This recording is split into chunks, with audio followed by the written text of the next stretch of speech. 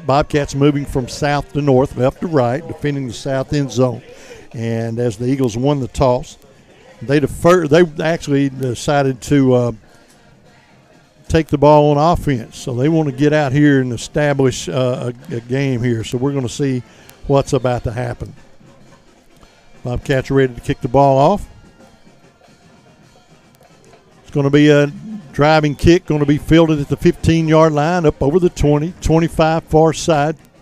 Still a little running room over there, crosses the 40, up near the 45-yard line. So the Crossett Eagles are going to take over first down and 10. They are going to have some really, really good field position to get this game underway. So the Crossett Eagles will take over first down and 10 officially at the 44-yard line of the Dumas Bobcats. So first and 10 from the 44. We're underway here at Tidwell Field. That kickoff brought to you by Dumas Family Pharmacy. Eagles come to the line. They're going to spread it out. Quarterback's going to work out of the backfield. Twins to the left side, twins to the right. One setback, very familiar set, and the quarterback's going to hand off to the running back over the right side. There's flags everywhere. Quarterback tonight, number 1, Max Brooks, and he is the 175-pound senior Crossett quarterback. And there's going to be holding against the Eagles from the first play of scrimmage, and that's going to back Crossett up. So it's going to be a holding penalty against the Eagles, and they're going to have to replay first down. So it's first down now for the Eagles. That's a spot foul. We'll see where they mark the football, but that is going to be a pretty big penalty, and that's going to back them up to the 34-yard line. So it is going to – they have to get to the 46 of the Bobcats for a first down. So it's going to be first down and about 20 for the Crossett Eagles. First down and 20 for the Eagles. So still working on that little video glitch. We're gonna reset some equipment.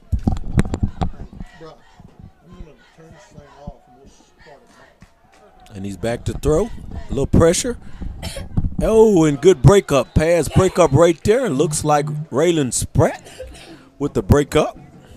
Bring a second down and a gain of only about 1. So second down and 9 for the Dumas Bobcats. So second down and 9 for Dumas. For the Cats.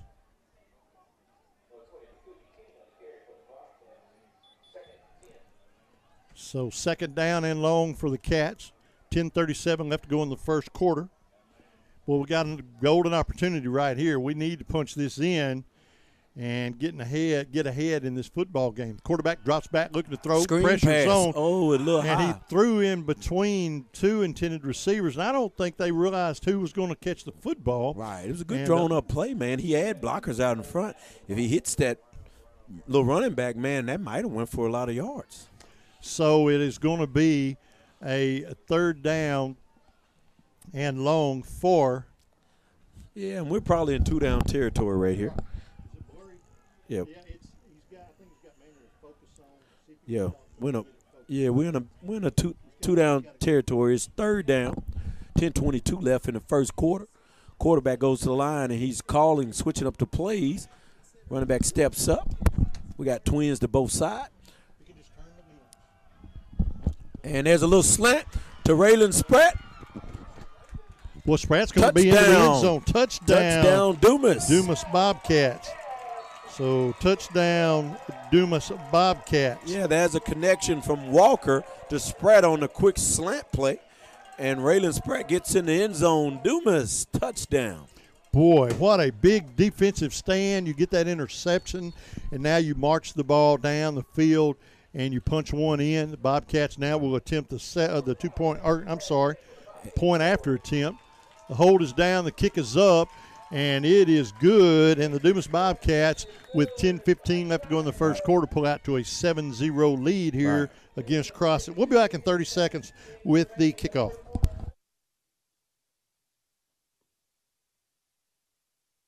Do you have bugs, signs of termites at your home or business, bed bugs hiding in your mattress or furniture? Then stop right now and call Southeast Pest Control in Dumas. They cover all of Southeast Arkansas and can take care of your home and commercial needs. They also offer a specialty service for fire ant control. No job is too big or too small for Southeast Pest Control to handle. Plus, they offer yearly service agreements with monthly and quarterly service calls. To prevent bugs or when you've got bugs, call family-owned and operated Southeast Pest Control of Dumas at 877-259-2849 for immediate service.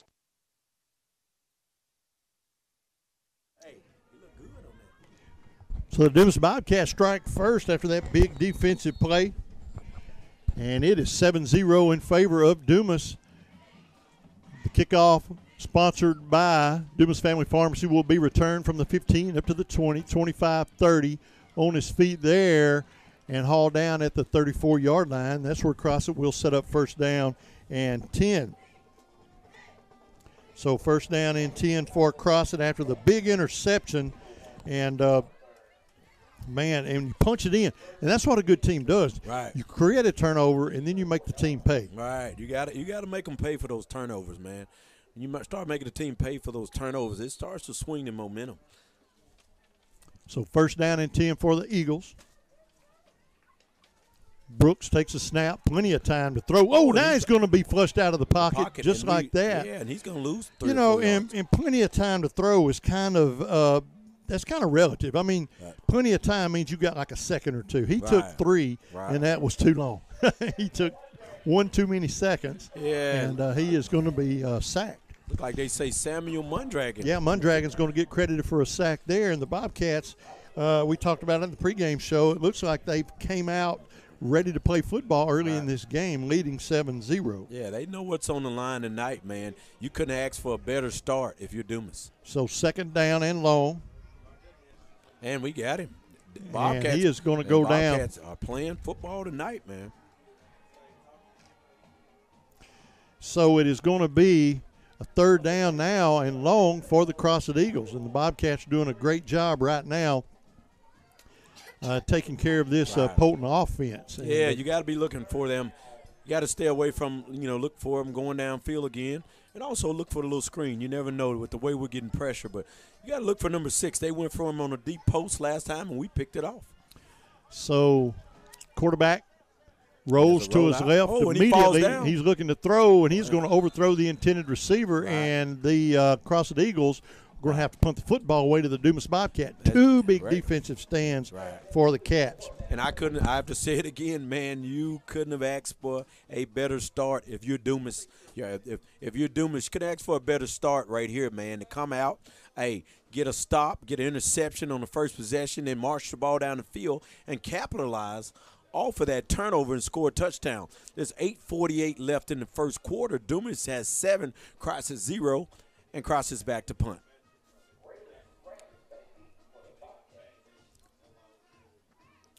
We have Raylan Spratt back deep.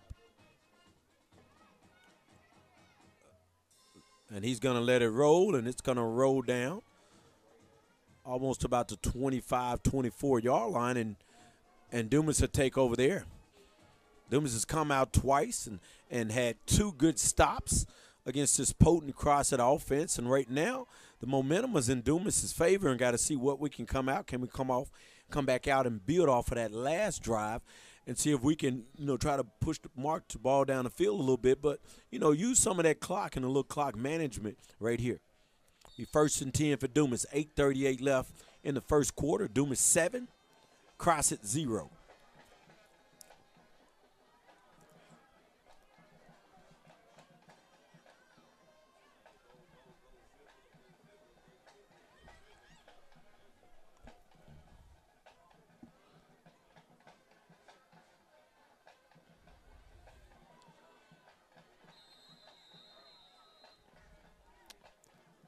And Dumas is going to have to take a timeout. Play clock got to running down and wanted to avoid getting a delay of game, so Dumas takes a smart timeout.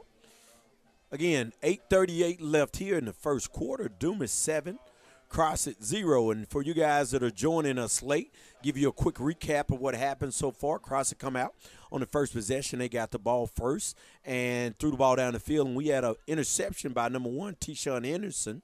on the first drive of the ball game for us. And then Dumas got the ball back, and we capitalized off of the turnover and went down the field, and we had Walker to Spratt for a touchdown. And then we're back again. Now Crossett, we stopped him again, and now Dumas has the ball off a turnover. That was to give you a recap for anybody that joined us a little late. And I joined you a little late there on that myself. So here we go. Walker's back with a little pressure, and they got to hold that football, and that's going to be a huge loss on first down for Dumas. Huge loss. Walker's going down somewhere around the 14-yard line. So yeah, man, that's almost like a 7-8 yard loss. That was huge. Yeah, there wasn't a pocket there to collapse. It just happened so quick, and Walker just had no way to get rid of the football. Quarterback Darnell Walker, the junior, 6'1", pretty tall young man. And with a second down and long, let's see what kind of arm he has. He's going to split a couple to the left, one wide out to the right, one man in the slot. Walker takes a snap, drops back. Boy, the pressure's on. And there's a little screen pass. And here we got T-Shawn Henderson, and he's across, and he got back some of that yardage on first down. Probably gets us back to maybe like a 3rd and 10 or back to what we originally started. Yeah, it's a pretty good game.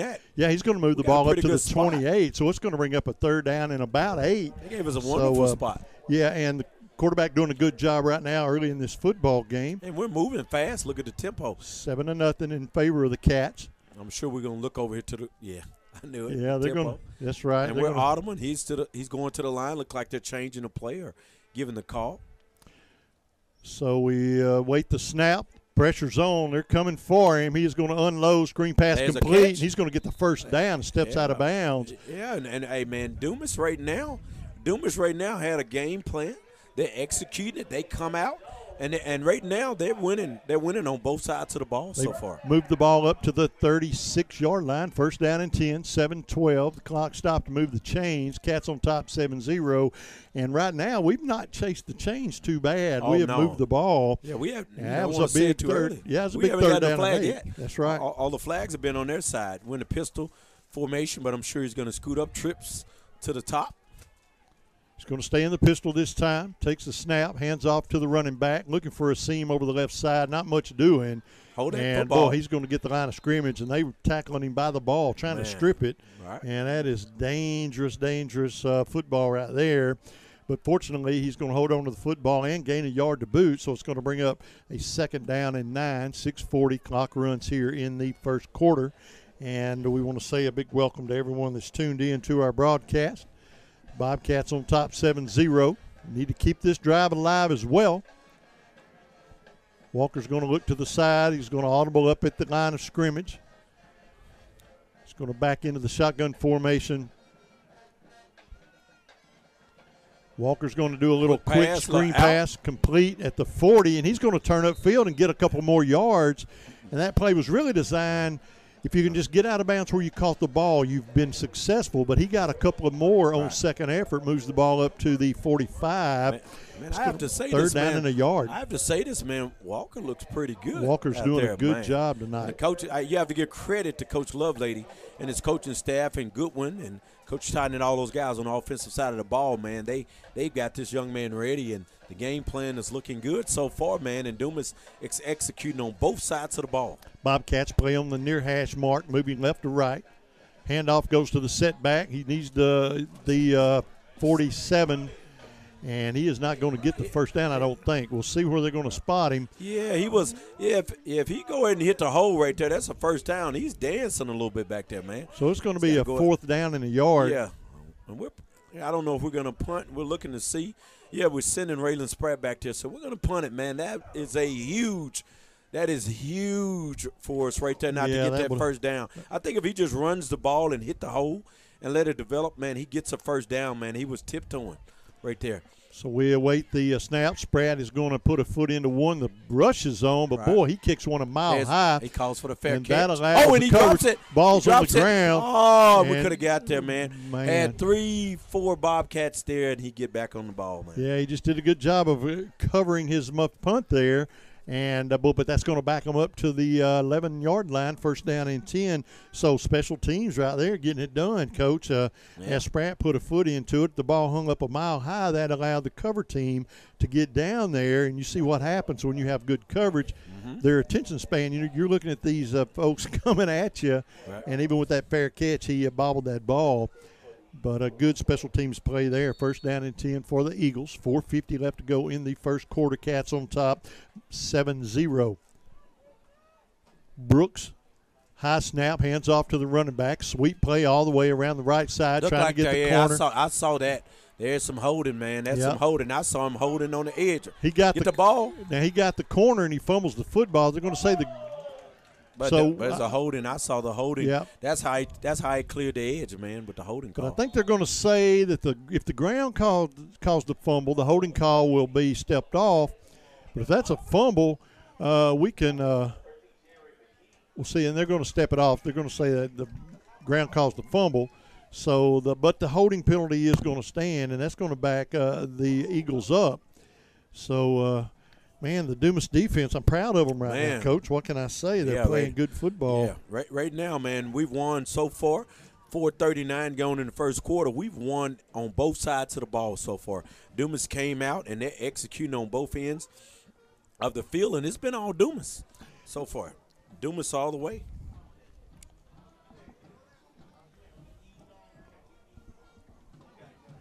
So – long yardage. They're still stepping off this penalty, and it's going to be inside the 10. He's still walking, and they're going to be down at the 5-yard line, Coach. Yeah, this is tricky field position for them, man, on first down. Tricky field position, man. We love to get a turnover here. So it is first down and long for the Eagles. They're back at the 5-yard line. They need to get up over the 20 to the 21-yard line for a first down. So a big opportunity for the Dumas defense right here to make a huge stand against Crossett. 4:39 left to go in the first quarter. Cats on top 7-0. They're just going to hand off over the right side. He's going to move the ball up over the 10 to the 11, gain of about 6. It's going to bring up a second down and 10 now for the Eagles. So they got that penalty yardage back, and it's going to be a second down and 10 now for Crossett. So the defensive backs are doing a pretty good job covering those receivers and just enough pressure on the quarterback to maybe make him a little uncomfortable. So both of that is going to play into this football game, or it has so far. It's a big second down and long. Quarterback's going to keep, or he's going to actually hand off. Not much doing. He's going to move the ball over the 15, maybe to the 15. And what Cross has been known for, like I said, with that spread offense, is the quarterback running and the quarterback throwing. And we pretty much shut that down so far. That's right. It's a lot of game left, but, man. So it is going to be third down. Now, this is huge right here. Third down and 7 for the Eagles. The Bobcats need to make a big stop here and get this football back on offense. Our offense has been playing pretty salty here in the first quarter. So this is a big third down opportunity for this Dumas defense. So it's third down and 7 for the Crossett Eagles. Quarterback is going to drop back. He wants to throw. He wants to throw deep. Now he's flushed. He's got to run. He evades a tackle. Now he's going to throw. And then it's going to be dropped. He got it. Oh, man, he had an interception. Should have been picked, but it is going to be fourth down and 7. Yeah, that would have been Robert Alford, I think, number 9. Man, I called an interception before it happened, but he dropped it. Man, he had an interception right there. So it's going to be fourth down, and that's going to bring on the punt team. The Bobcats should get good field position. Now, we're at game 9, Coach, and I've been preaching in the early games, get out of the way. You're going to get good field position and let that ball bounce where it will. Now I'm saying return that bad boy, get all you can get. Right. Return it. You're late in the season. You need this win. Return this thing if you can. Run it in if you can. We got to be a little bit more aggressive. And, man, they've got some coverage down there. Right. No doubt about it. Almost looked like he was offsides. Right. But it's going to bound out of bounds at the 49-yard line of the Dumas Bobcats. Good field position, first down and 10. We only need 51 yards to get another touchdown on the board. 3 minutes, 4 seconds left to go here in the first quarter. And I think we chased all the gremlins away from our electronics. And Bobcats on top 7-0. So far, everything seems to be good news. as the Bobcats once again come to the field with good field position from the 49. And Darnell Walker, the junior, 6'1". He is the quarterback tonight. Walker wears number 7. Works out of the pistol. 2 tight ends set. Handoff goes to the running back over the left side, and not much doing there. He's going to get the line of scrimmage, and that's it. And when you're running out of the spread or the shotgun or the pistol, you got to get you about 4 yards just to get back to zero. Line of that's scrimmage. right. Yeah. So, and that's exactly what happened there. So it's going to be second down. And I understand that the Bobcats are trying to fill out the running game, trying to find a weakness or a weak spot in that defensive line. Yeah. And so you got to throw a run in every now and then just to see if you can find a weakness. And we went with 17 Trent Knight. We went with a bigger back. That lets you know they wasn't pleased with him not running, go ahead and run it. Now when an empty set. Quarterback Walker takes a snap. 1 step drop, throws. Complete over the near sideline, breaks a tackle at the 45 and is forced out of bounds at the 43-yard line, short of a first down, but a big gain there. It's going to bring up a third down and a manageable 2 yards for the Dumas Bobcats. 2 minutes, 12 seconds left to go here in the first quarter with your Dumas Bobcats on top 7-0. So third down and a yard. Big third down here. Empty backfield for the quarterback. Trips to the left. Walker looks to the sideline. He works off the near hash mark. He's going to audible the line of scrimmage. Remains alone in the backfield. And he is going to throw, and it is complete on a little crossing pattern, and he's going to move the ball down to the 31-yard line. First down and 10. And Walker threw a rope that time, Coach. Yes. And he had some a little heat on that ball, and he threaded the needle. That was a big first down on that little crossing pattern there. Got it done, moves the chains, and we retain possession. Walker once again works alone in the backfield. Hard count, trying to get them to jump off sides, get a free 5 if you can. It looks like the Dumas offensive line is being really disciplined here tonight early in this game. Walker drops back, looking to throw. Pocket collapses. Walker back, gets his head taken off, and he's going down at the 40-yard line. A big sack there, loss of near 10. And, boy, that one just kind of blindsided Walker. And sometimes you just don't have time to make a decision to get rid of the ball. He was still in the pocket, so you got to be careful where you throw the football. And he's going to go down and take a sack. The good news is we still have good field position, and it's second down. So we've still got the downs we need to get this back. We're down to a minute to go in the quarter. Cats on top 7-0. Walker drops back, looking to throw. Pocket collapses. Screen pass on the screen. He's got space. He's got the 35. And he's moving. Oh, he might be gone. He's got the 30. He breaks the tackle far sideline. He gets the first down. He's weaving. And he is going to get across the 10, inside the 10-yard line. A great play call by Dumas, the little screen. It's going to move the ball to the 9-yard line. First down and 10, Raylan Spratt.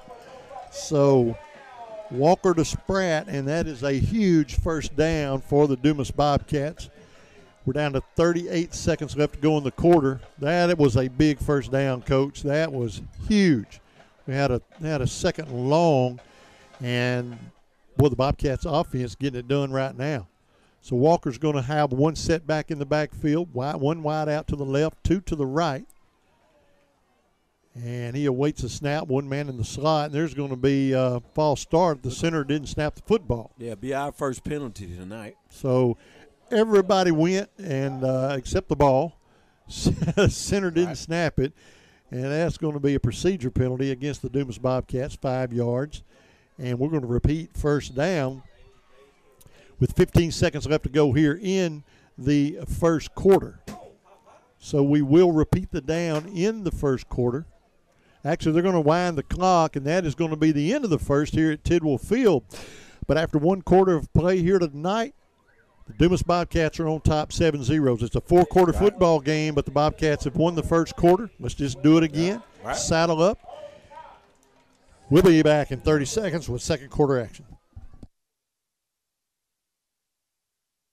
Dumas Dumas Seed Cleaners is your hunting destination. Find all you need at Dumas Seed Cleaners, like food plot materials, rice bran, wildlife corn, and wheat seed. New deer feeders, trail cameras, and accessories are also available. Before you hit the woods this season, stop by Dumas Seed Cleaners, 115 East Choctaw in Dumas. Call 870-382-5243 and follow them at Dumas Seed Cleaners Inc. on Facebook.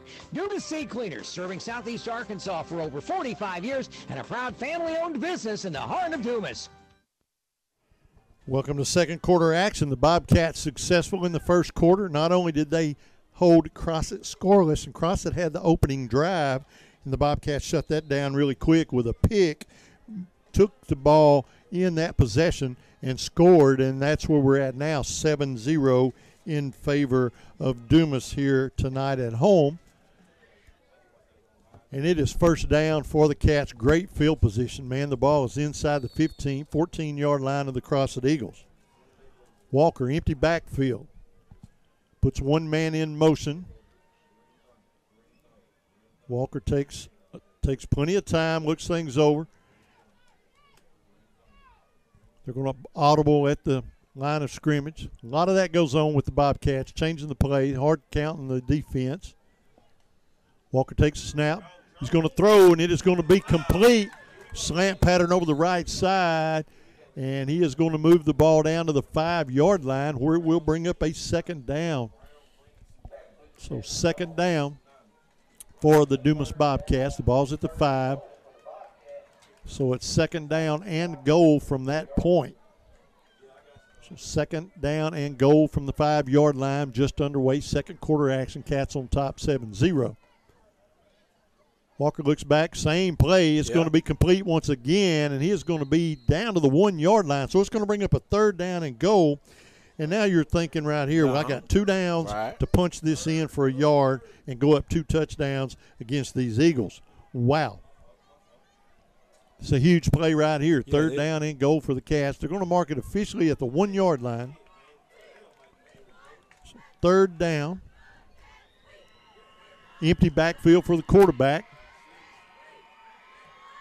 He works out of the shotgun formation, takes a snap, drops back. He wants to throw. This is a dangerous pass in the corner, and it is going to be nearly picked. And, boy, third down and 1, I'm thinking I'm running the football.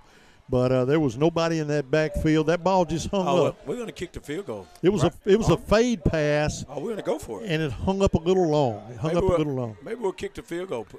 I think I see that. Yeah, they're putting a lot of different personnel in here. So we're going to kick the field goal or we're going to go for it. I would be. We're going to kick it. Yeah, I see Chavez on the football field. Yeah, a big game like this, man, you got to get the points. So try to get the 3 points here. Go up by 10, as we'll see Chavez. And he works off the far hash mark. He's a left-footed kicker. That could be a little tricky. He would rather be on this hash mark, but he has been money with that foot this year. We'll see what he can do. Oh, and it's a bobbled snap, and it is going to be no good. The snap was bobbled, and that's something we haven't seen all year. Yeah. But the snap is bobbled. Wow, the Bobcats come up short. Yeah, that's huge. You just gotta brush that off, and you've got to go ahead and keep playing defense like you've been playing. And stay in this football game. You lead 7-0. That was a golden opportunity there for the Cats, and to punch one in from 1. Instead, they attempt the field goal. It was set up wrong, on that far hash mark, that right hash mark with a left-footed kicker anyway.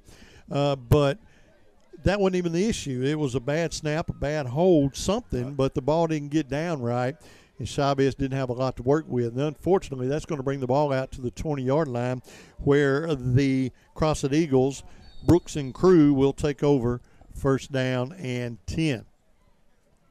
10 minutes, 48 seconds left to go in the second quarter, 7-0 in favor of the Dumas Bobcats. So now Crossett awaits some personnel. They're short one man. They get him in the football field. We see Ellis Mays check in for the Eagles.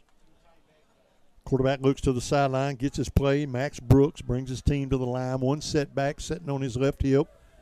Trips to the right. Quarterback's going to keep over the right side, and he is going to get the corner. And it looked like he was going to get hauled down from behind, but he had a little burst of speed over the right side, and he is going to move the ball up and near the first down marker. We'll see where they spot the ball officially. but I believe he's going to be over the 30, near the 31, and indeed they're going to move the chains. He needed 10. He got 10.2, and that was all he needed. And it's a first down and 10 for the Crossett Eagles. Ball's at the 31-yard line. Eagles quick to the line, quick to set. Brooks now looks to the sideline. He's got 13 seconds left on the snap clock. Plenty of time there.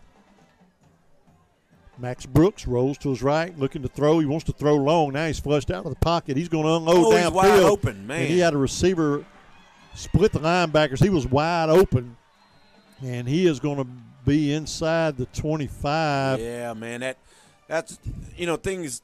You can get somebody open when you buy him that much time. When he gets to scrambling, receivers come open, man. And like I said, we said it earlier, he's a dual threat quarterback. When we had him bottled up at first back there, we were doing that. But now that he's getting outside the pocket, that's twice. He ran it. He's got that little burst of speed. Yeah, he can run. He's pretty fast. He's eluding that tackler, and it just, it breaks things down. They got the ball now at the 21-yard line of the Bobcats, first down and 10, best field position tonight. And they're going to run the football right over right tackle. Pretty good tackle, but, man, a gain of about 4. And so that's going to be a pretty good game. It's going to bring up second down and 6 for the Eagles. We're down to 9:40 to go in the half. Bobcats on top 7-0. Eagles threaten here inside of the red zone with a second down and 6 after that gain of 4 out of the backfield. Just a simple running play over the left tackle. Brooks has one setback standing at his right. And he is going to play action. Oh, Pascal dropped it. Oh, you can't hit him that late. Oh, that was close. Pascal dropped the football. Yeah, that was a wide open, man. Play action slant pattern, and it's going to fall incomplete. Third down and 6 for the Crossett Eagles. Yeah, if he catches that, he's going to get the first down. Man, that was a big drop. So third down and 6 for Crossett. And if I'm not mistaken, we talked about him in the pregame and before the game, being this big-time playmaker receiver, but we've held him to 0 catches so far. Absolutely. And he is a big-time football player. Mm-hmm. Brooks takes a snap, drops back, play action, looking to throws slant pattern. Play? And it I thought we had knocked it loose. Man, I thought he either intercepted or knocked it loose, but that was just a good. That was a bang play. That took – I think that was spread. I thought spread and knocked it loose. Came up with the pick. Man, that field goal was a momentum changer right there. Yep, that hurt, man. That absolutely hurt. Because gave them a little momentum, but we just got to hope that the Bobcats come together and get a stop. So it's going to bring up a first down and goal now inside the 10. Ball spotted at the 8-yard line of the Bobcats. Got to look for Pascal at the top for the slant. Man, look for what did I say? I knew he was running. Brooks is going down in the backfield. He goes down hard. Right. They tried to run the slant. I saw him out there, the outside receiver. I knew they was probably trying to look at a slant. Cannot read that number on that gray jersey. I do apologize for that. That was a big tackle there. Big-time play for Dumas. If we can just hold right here. It's going to drop them back to a second and goal from the 15-yard line. So the ball spotted at the 15, second down and goal from that spot. 8:14 left to go here in the second quarter. Cats on top 7-0. Trying to keep it that way as the Crossett Eagles threaten here. Brooks is going to be hitting the backfield. He's going to break a tackle. Should have been sacked. Yeah. Oh, and he's still going. And he is just a running machine. And that time you've got to blame our defense for not wrapping up. You got to wrap him up. They had him in the backfield. You can't block someone down that runs like him. You've got to wrap him up and haul him to the ground. Some people you can knock down. Right. Some people you have to tackle. He has to be tackled. Man, and we spoke of it. It was great when we were keeping him in the pocket and, tackling a little bit. But now that he's getting outside the pocket, man, he's beginning to show why he's dual threat. If he can get a step on you, he can run. Now there's going to be stoppage of play. And there is going to be a timeout called by the Dumas Bobcats. I don't know who called the timeout, but there's a timeout on the play. Yeah, there's a timeout. Not sure who called it. Well, there's going to be a timeout on the field with 7:24. It's going to be third and goal for the Eagles. We'll be back in 30 seconds. Are you looking for a place where your educational journey can truly thrive? Southern Arkansas University has helped thousands of people like you earn a degree. At SAU, it's not just a university, it's a supportive community dedicated to your success. Explore the accredited programs SAU has to offer, led by experienced faculty who are passionate about your growth. From business and biology to education and engineering, SAU provides a comprehensive educational experience. Join the legacy of excellence at Southern Arkansas University and take the opportunity to shape your brightest future imaginable. Your journey starts in Magnolia, Arkansas. And Magnolia, Arkansas, SAU College. That is where our Sling Studio operator, Brock Fortenberry, goes to school this year, and a great school in South Arkansas. Welcome back to second quarter action. Third down and goal for the Eagles. Ball's at the 6 of the Dumas Bobcats. Cats on top 7-0. You got to be thinking two-down territory here for Crossett. We need a sack in the backfield. I think that would be the best thing that could happen.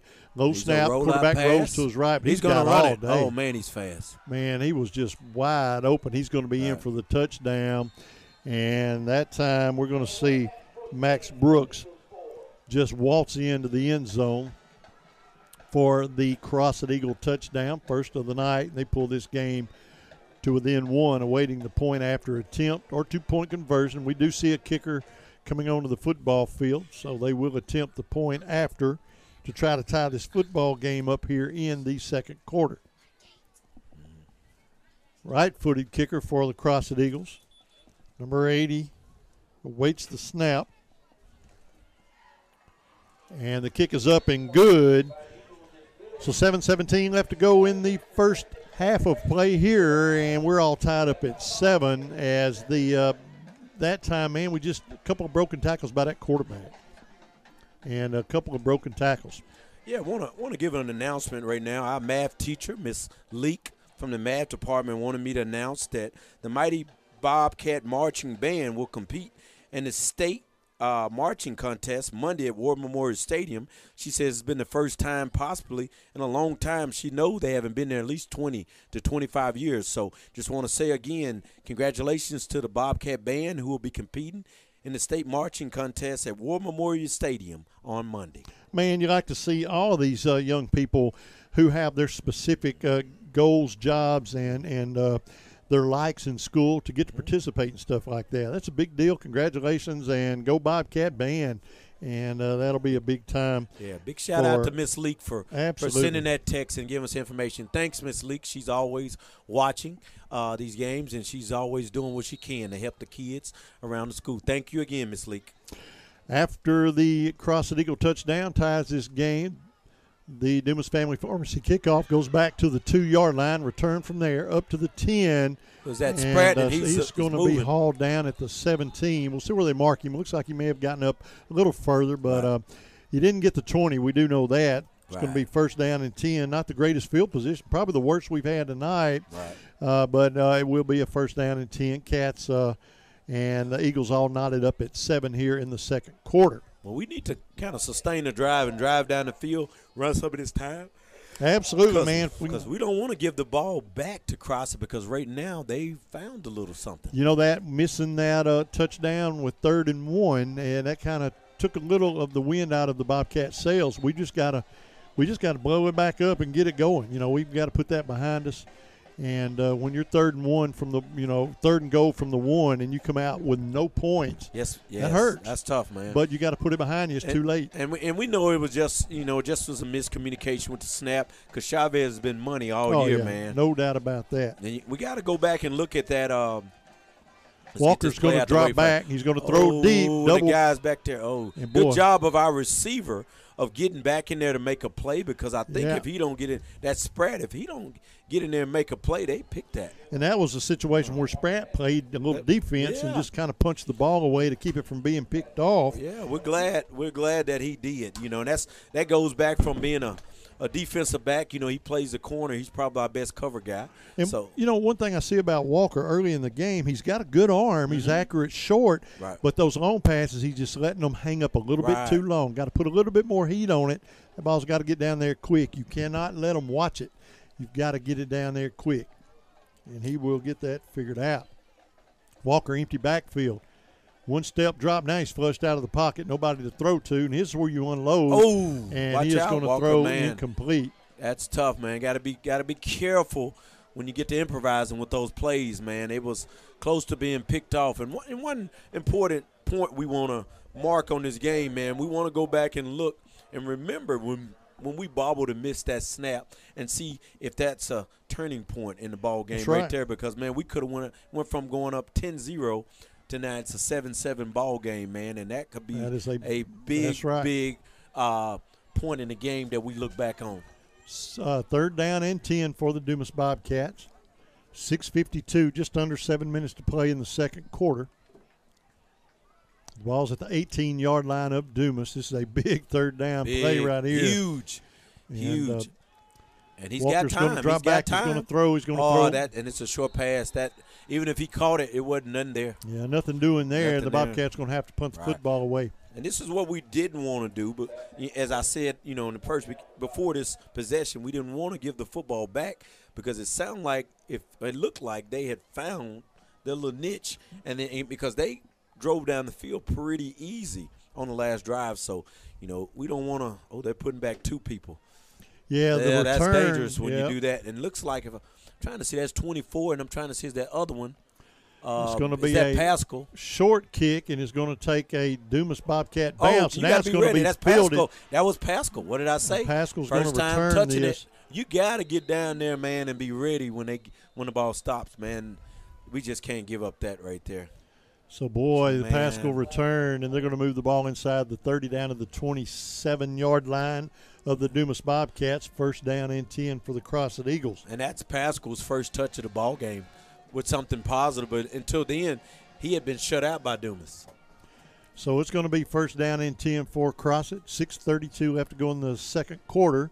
We're all tied at 7. And it was all, the first quarter belonged to the Bobcats. Second quarter, Crossett's now kind of figuring out where they want to be.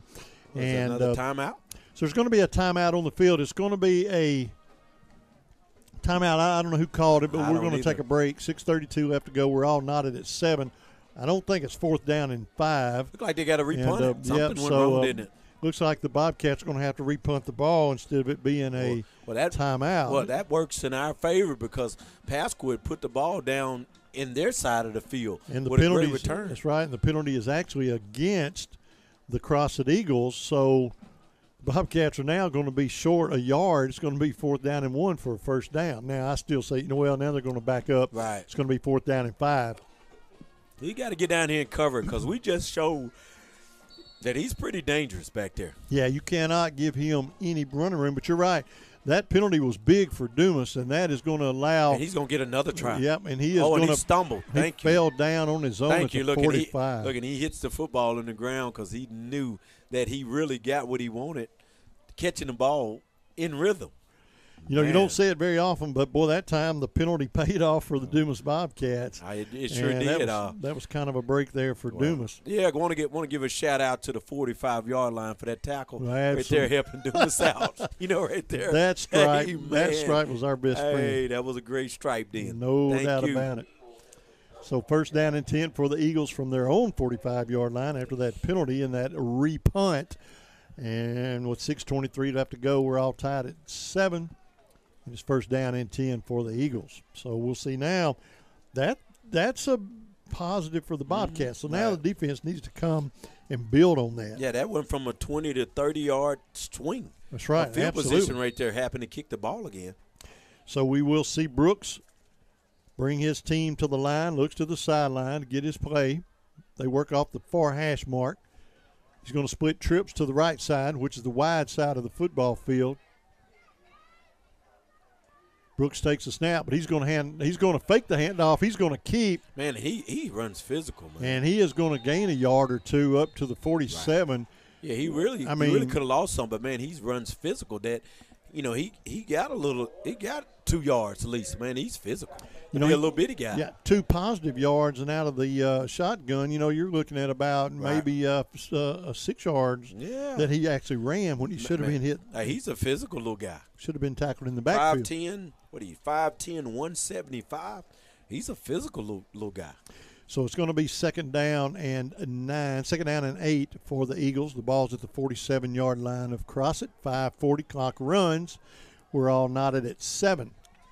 Brooks puts one man in motion, one setback. Play action, screen pass, or we got to make that tackle. Complete over the it's just a little slant pattern.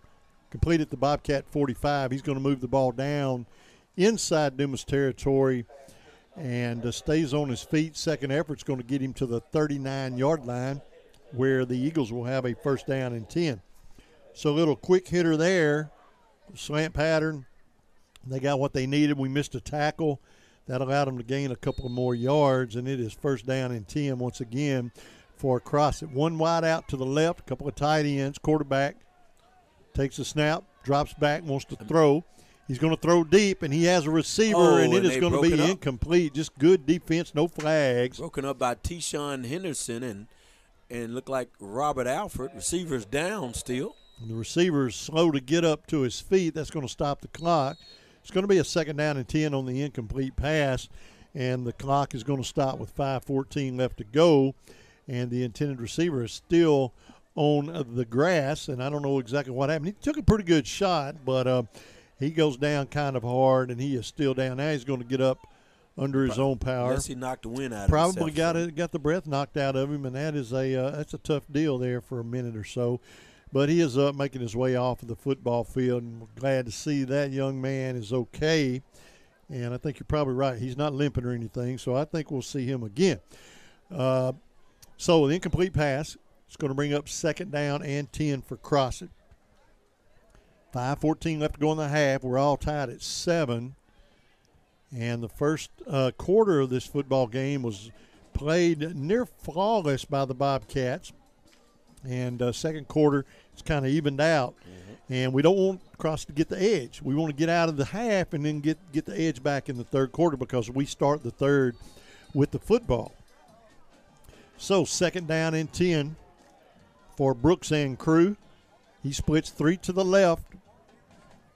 He's going to roll to his right, missed tackle in the backfield. Once again, the kid's just elusive. Yeah, he still really on is, his man. feet. He gets and he the didn't even corner. want to go out of bounds. And man, he turns it back up, man, and he's going hard to come down. Get another first down. And that kid's just elusive. Yeah, he really is. That's all you can say. He didn't look like he was that fast. A lot of Bobcat players had a hand on him.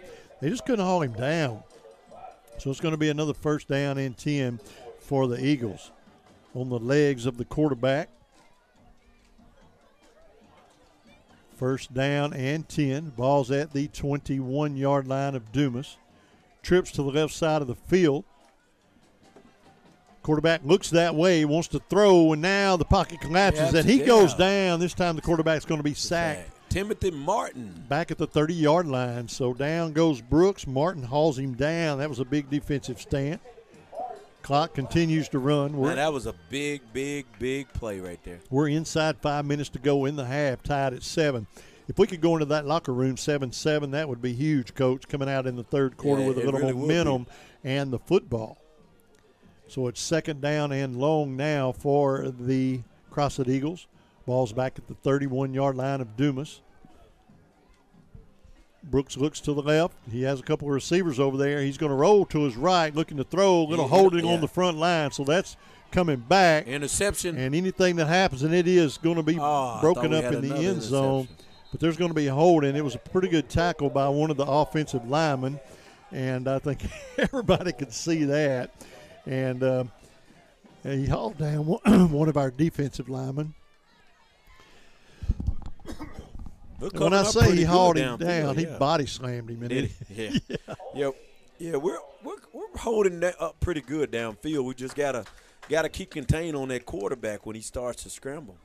So that's going to back them up more. Now they're going to have to get to the 11-yard line for first down after this holding penalty, and it was going to be near the line of scrimmage because it was one of the linemen doing the hold. So that's going to back them up. Saying maybe 8 yards, a couple yards ahead of the line of scrimmage, but not much. And the ball's going to be spotted at the 31-yard line, where it's going to be third down and long for Crossett. About 25 yards, just doing some rough math. It's a long ways. So we'll see what Brooks is going to pull out of his pocket here. Is he going to drop back all day to throw? He's still got plenty of time. Now he's going to have to run, and we're going to run over each other and not help each other out at all, and Brooks is going to chew up a lot of that yardage. It's going to be well short of the first down. Now down near the 20-yard line. We got one of our guys that's down that tried to tackle him on the sideline. But man, our guys we hit each other that time. Took a couple of our own players out of the play, and he's gotten a lot of that yardage back. And we'll see where they look like they're going to step something off. I don't see a flag, but that official is holding the football, standing at I believe he's standing at the 20, talking to the head official now. We'll see what the referee's going to say, but he looks like he's going to step something off here. But I'm yet to see a flag unless it was on that hit, and we couldn't see it because it's on this near sideline. So we're awaiting. The quarterback ran the football. He didn't get the first down, but he chewed up a lot of yardage. Got down near the 20-yard line. They need about the 11 for a first down, but they have not spotted the football yet. They're conferring with the coach of Crossett to see what they're going to do. And that is going to be against the Crossett Eagles. And I don't know what that call was. I don't either. That was a strange call. I don't know if it was a low block. I don't know what the call was, but it went against Crossett, and that backs them all the way up to the 35-yard line. And if you saw it on the YouTube, you can figure it out and even text me and tell me what that signal was. But it's third down and a mile from the 35-yard line. And we've got all kind of people back. They're dropping back in zones. We're covering all that stuff out. Brooks is going to step up in the pocket. Brooks is going to run. He's going to get into the secondary. And, boy, if he can break a couple of tackles. Oh, man, good but tackle he is right going to there. be hauled down at the 20. So a big tackle right there. By Jerry McGee. McGee's going to haul him down. It's going to bring up a fourth down and 10. I see him coming out there. They must be have a field goal kicker. It'd be a 37-yard field goal. Now, he was kicking some 40-yarders in warm-up. Yeah. So they're going to attempt a 37-yard field goal from the 20-yard line. So we'll see what they can do here and see if they can get 3 points on the board. So the kicker comes points to the line. Points at a minimum in this first half. Absolutely. Yeah. So a 37-yard attempt by Crossett working off the near hash mark. The snap is down. The hold is good. The kick is on its way, and the kick is good. And from 37 yards, the Crossett Eagles take a 10-7 lead. Well, you know what? I take that back. McGee got beat on a 40-yard field goal, 35 by Crossett, and this guy kicked a 40-yard field goal and beat McGee. That was a talk of what they were talking. So he's done it in pressure situations. So he's kicked a 40-yarder. So yeah, we take that back, and we got a pretty good kicker too. We have a really good kicker. So I think if we don't bobble the snap, it's a 10-10 ball. And tonight we had a new holder. We had a new. Walker was holding. Yeah. And probably hadn't gotten a lot of snaps holding on points after and field goals this year. And so that could have been part of the problem. When you have new guys touching the football a lot, you have an opportunity for something to go wrong. And that's just logistics and the way things work. So, but nonetheless, it's 10-7 now in favor of the Crossett Eagles. Now, that's not the end of the world, no doubt about it. We held them from a touchdown. That's a great hold. But you got to give credit to Dumas so far, man. Coming in this game, they were an underdog. Crossett was the favorite, and Dumas is playing with them. And that is going to be a touchback, something the Bobcats have not dealt with a lot this year.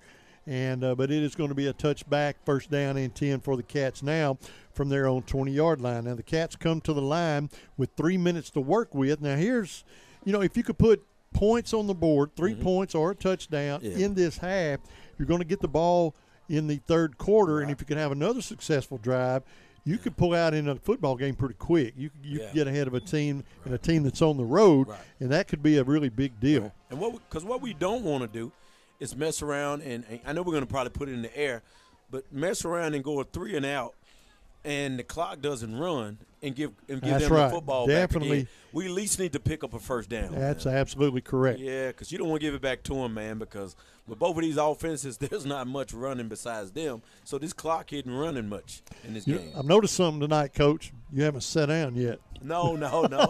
Hey, I almost did earlier, but you know what? We're in a good ball game. We are in a good ball We're in a game. good ball game. And we've been blessed to been, with this journey with you going to these games is always exciting, going to different venues and seeing how they're set up. So you've been, this is, I haven't been to all of them, so it's been pretty cool to me. Screen pass complete over the right side, there. gets the line of scrimmage, and that's about it. It's going to bring up a second down.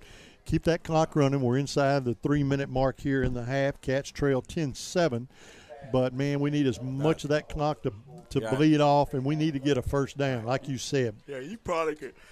If they get a catch here and it's complete and it's short of first down, you may can look for Crossett to call the timeout. That's right. To get that ball try back. To but conserve we need to get a some first down right here. Empty backfield for Walker. Walker looks to the sideline. Now he's going to audible at the line of scrimmage. We see that a lot from the Bobcats. Twins to the left side of the field. One wide out over the right side.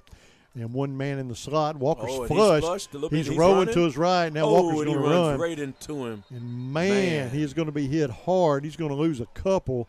And it's going to bring up a third down and long for Dumas. And the bad thing about that is he got out of bounds. Yep. And the clock stopped. And that's exactly what we was talking about. We got to get a first down here. You don't want to give the ball back to Lil Brooks. Is that that's it, Brooks, man. Brooks, man. You don't want. And then you got to also think about if we do give it, you got to worry about Pascal back there in the punt in the beginning. Yep. Man. So it's third down and 12 now for the Bobcats. We want to be safe back here. You don't want to make any mistakes right here on the passing game because I'm sure they're going to bring them. And Walker is going to remain in the backfield by himself, waiting the snap. Walker drops back. He's going to throw, and it's going to be complete. Screen pass. If he can break a tackle. Boy, what a collision. What a hit by number 22. Man, that young man brought the luggage that time. Our guy comes out his helmet. Max Taunton laid a lick on him. Yeah, Vincent Corey was with the catch. Man, he come out his helmet quickly. So the clock continues to run. Crossett has not called a timeout yet. Right. So the Bobcats going to waste as much time as they can to punt the football away. Now down to a minute 15. Now Crossett takes a timeout. So the Eagles are going to call a timeout with with 1:10 left to go in the half. Timeout on the field. 1:10 left here in the half. I tell you what, we'll just stay right here. We're about to take our a halftime break. Coming up shortly, the Barry's True Value halftime show. We will update some scores from around the area and around the conference. We will also talk about the first half of this football game, and maybe we can touch on what we expect next week on Thursday night as well. So plenty to talk about at the halftime show. Wouldn't it be great if we had a call-in show at the half? That'd be awesome. Man. That would be so awesome. But we'll have plenty to talk about and try to get some folks updated.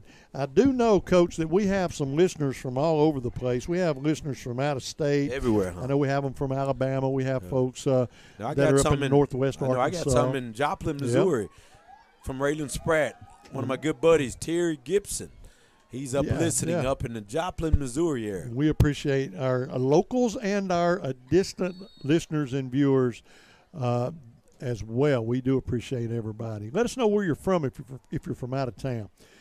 So it is going to be a straight-up punt. It's going to take a decent Dumas roll, but it's going to be down at midfield. 50-yard line is where the Eagles will set up shop first down and 10. We'd like to have seen about another 10 yards on that kick, but the Eagles have 50 yards and they have 1 minute to get it. Right. And you got to think about the strategy here with Crossett. They got 50 yards to go, but you never know. Their coach might be thinking, really, we got 30 yards to go to get in field goal position. I think they have 20. I think at 30 he'll try a 47-yarder. I think he'll try. Yeah. And so why not? Yeah, they're probably trying to get in field goal position. Why not? So if we give up 20 yards, they're going to attempt. If they get this ball to the 30, they're going to kick a field goal. Quarterback drops back, looking to throw. Flushed out of the pocket. Now he's going down. That's a big sack there. And that was a big Huge sack. It's going to drop him back to the 47-yard line, and that's going to keep the clock running. We're down to 48 seconds. So if we can keep them inside the 30, now 47-yard field goal is a long field goal, but I'm telling you, he'll try it. I've seen him kick them. They're wasting a lot of time, which is good. Yeah, absolutely. Clock is ticking. Quarterback, one setback, rolls to his left now. Holding. He's looking to throw. Oh, and Pascal and with a little corner route complete. Over to the sideline for a first down. So there's going to be a first down and 10 far sideline, but there is going to be holding on the play against the Eagles. Oh, that was a good call, man. We needed that call because they had ran a little rollout to the opposite side, little corner route to Pascal, but it's coming back. So they're going to repeat the down, but they're going to attack 10 to it, and that is going to back them up pretty good. And that is good for the Dumas Bobcats there as we trail 10-7 with 27 seconds. So about they're going to get about 3 shots here, but now things are a little bit different. They have the ball back at the 36-yard line of the Bobcats now, and to even have a hint of a chance at a field goal, they're going to have to get around the 25-yard line of Dumas. So the Eagles are going to take a quick timeout. Look, let's take a 30-second timeout. We'll be back and wrap this half up after this word. DePaul Community Health Centers in Dumas and Gould provide excellent, compassionate health care services to children and adults in the community. The health center's medical, dental, and women's health services, including a wellness center, focus on addressing the needs of the individual. For more than 30 years, they have proudly served the people of the Delta and always put your total health first. Call DePaul Community Health Centers today for your medical or dental needs. DePaul Community Health Center at 870-382-3080. Go Bobcats. Go Bobcats indeed. Go Bobcat defense right here in these final 27 seconds of this half. Welcome back as we're about to wrap the first half of play up here as the Eagles lead the Bobcats 10-7. And the Eagles are looking at a second down, and the math I did was probably somewhere around 35, 36 yards. They have the ball at the Bobcat 36-yard line, and they need to get to the 40 of Dumas. So we'll see what they can dial up here as Max Brooks brings his team to the line and splits 2 receivers to the left side of the football field, working right in the center of the field. Brooks, quick snap, rolls, looking to throw. He's going to throw, and it is going to be complete. Boy, he just there's another flag. I don't know what's. All right, so that's going to stop the clock. He didn't get the first down. He's going to get the ball at the 41, about a yard short, but the clock's going to stop with 19 seconds. This is a big call here, a big penalty. If this is against the Eagles, this could be a deal breaker for them here in the half. This is against the Bobcats, and this is indeed against the Dumas Bobcats, and it is a personal foul. Wow, that's a big, big penalty. Wow. So they're going to move the ball all the way down to the 16-yard line. It'll be a first down and 10. That really doesn't matter with 19 seconds. What matters is their field position. So they can take one shot and either get a touchdown, maybe 2 shots. Clock is running. And they have wound the clock. So they're they're taking the field goal out of the equation. And they're looking for a touchdown. Now he's going to step out of bounds. 7 seconds. Now you got a big decision to make. Yeah, they're going to bring the kicker in. I would imagine they're close to the 5. We'll see where they spot the football. Yeah, you're right, Coach. That is a big decision to make. It's a big decision to make. They have moved the ball a mile in 3 plays. I would look if you go for it right here. I would say, hey, it's got to be a snap and a quick throw. Deep, just trying to see if you can get it. And then you go for the field goal. If anything is in the field territory, is going to take us to the half. Yep. So if I look for anything, I would look for a quick. It would have to be a quick little slanter post or a little fade to Pascal. I'm thinking a little fade up high to Pascal. Well, it's first down and 10 from the 14, so they've got 14 yards to go for a touchdown. The first down don't matter. They've got to have a touchdown or an incomplete pass really quick. Like you said, that's their only 2 options. So if we could just get enough pressure on that quarterback just to get his timing off and, run this 7 seconds off this clock. But if they get a quick pass to the end zone, it'll have to be quick, but they may leave a second or 2 on there to attempt a field goal. So this is a big play here. I'm already, man, this is going to be a quick, maybe throw it up quick. The Pascal, man, we need a sack. The ball's at the 14-yard line. Quarterback drops back, burning a lot of time. I told you. And it is going to be incomplete. He's going to be forced out of bounds. Touchdown. Touchdown. So they're going to signal touchdown. Touchdown. What did we say? 1 foot in bounds in high school. Yeah, yep. we said it was going to be a throw up to Pascal. Man, I tell you knew they were going to go. And the bad thing about it, we ain't heard his name all night. All night long. And he comes up with probably the biggest play of the ball game. In a clutch. He comes up in a clutch. And now if you look at it, Mr. Rick, that field goal is big looking at that score now. Absolutely. Yeah, it makes the score big. So we await the point after attempt. The kick is up. It's a mile long, and it is good. Man, that was a tough touchdown to give up right before the half to Pascal, the guy that we highlighted before the game. 17-7 now is the score in favor of Crossett. And you're right, man. We were.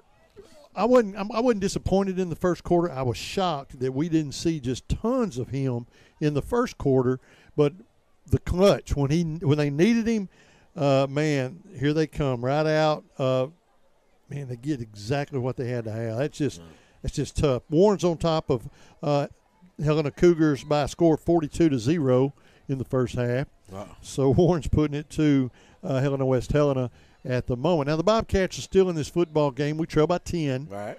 It's a 2-score game, but we just got to get our offense clicking. But we don't want to get behind anymore. You got to respect this Crossett Eagle offense, and they're starting to come alive here late in the first half of play. So there's less than a second. So basically, they're going to never know what might happen. They're going to squib it. Yeah, they're just going to squib it, let the clock run out. You wish Spratt could get up there and get it, man. He's very elusive. So the squib kick is going to be fielded, and boy, you just wish some miracle could happen, but it's not going to happen. Spratt touch it. Nonetheless, that's going to bring us to the end of the first half of play at Tidwell Field tonight. Yep. And after 2 quarters of play, it is the Crossett Eagles 17, the Dumas Bobcats 7. Right. The Bobcats get the football to begin third quarter action. We'll be back in 3 minutes with the Berry's True Value halftime show. A lot of cities claim to be unique, but are they really? Were they the off-season playground for legends like Babe Ruth and Al Capone? Do they sell beer made from thermal spring water that comes straight from the ground below? Do any of these places have a street that has a gangster museum on one side of the road and a national park on the other? Let me go ahead and answer that for you. They don't, because none of them are Hot Springs, Arkansas. For more info, visit hotsprings.org. Pop's Car Wash is a proud Dumas Bobcat supporter with 9 locations across southeast Arkansas to serve you. Bring your cars, trucks, big rigs, boats, and ATVs to any of our locations in Dumas, Monticello, Warren, 2 locations in Lake Village and Dermott, and the newest location on 28th Street in Pine Bluff. Customer service is our #1 goal, and we appreciate your business. Pop's Car Wash, now with 9 locations across southeast Arkansas to serve you. The Lambert family says, go Bobcats. One thing that never changes is the fact that things do keep changing. Some of those changes bring more advanced technology to save time and add quality to our lives. Things like online or mobile banking, mobile deposit, online bill pay, e-statements, and a host of other great services designed to make the financial side of your life easier. Visit our website at mfbanknet.com to learn more about these and other great products we offer. Merchants and Farmers Bank of Dumas, where your experience here matters. Member FDIC. For the past 150 years, Lyon College has been educating Arkansas students who make a difference in our communities. Lyon College alumni are your computer scientists, artists, and engineers. They're your business and community leaders, teachers, and healthcare professionals. In fact, Lyon has an average medical school acceptance rate more than twice the national average. For more information, visit lyon.edu. Lyon College, a better world, starting in Arkansas.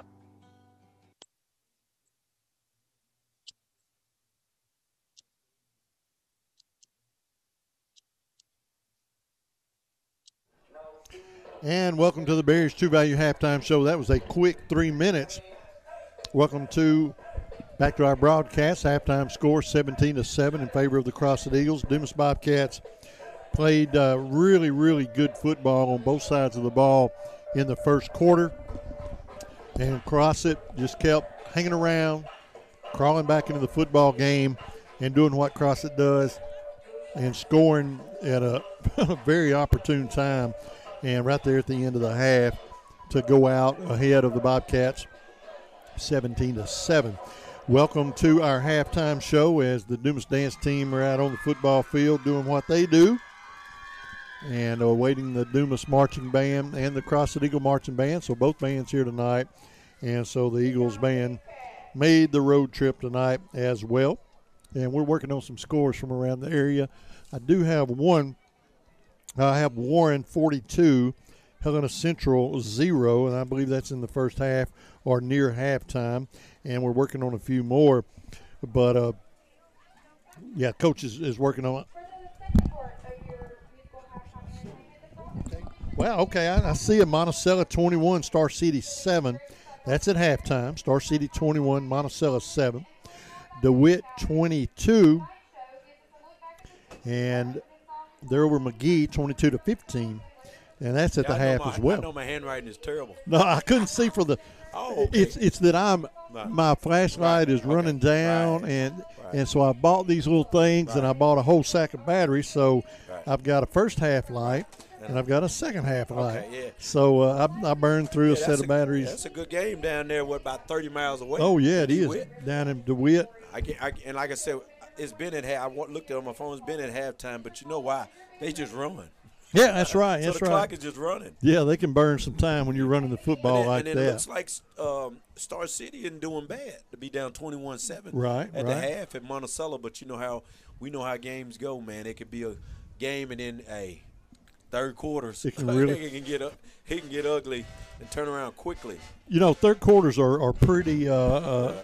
It's just crazy, like you said. So many things happen in the third quarter. Sometimes it's a positive for one team on offense, and sometimes it's a positive for a defensive team. You just never know. But the third quarters usually just are kind of not what you saw in the first half. So we don't know what to expect. But I know what the Bobcats are going to have to do. They're going to have to take that opening drive, march it down the field, and put some points on the board. That's exactly what we're going to need to do.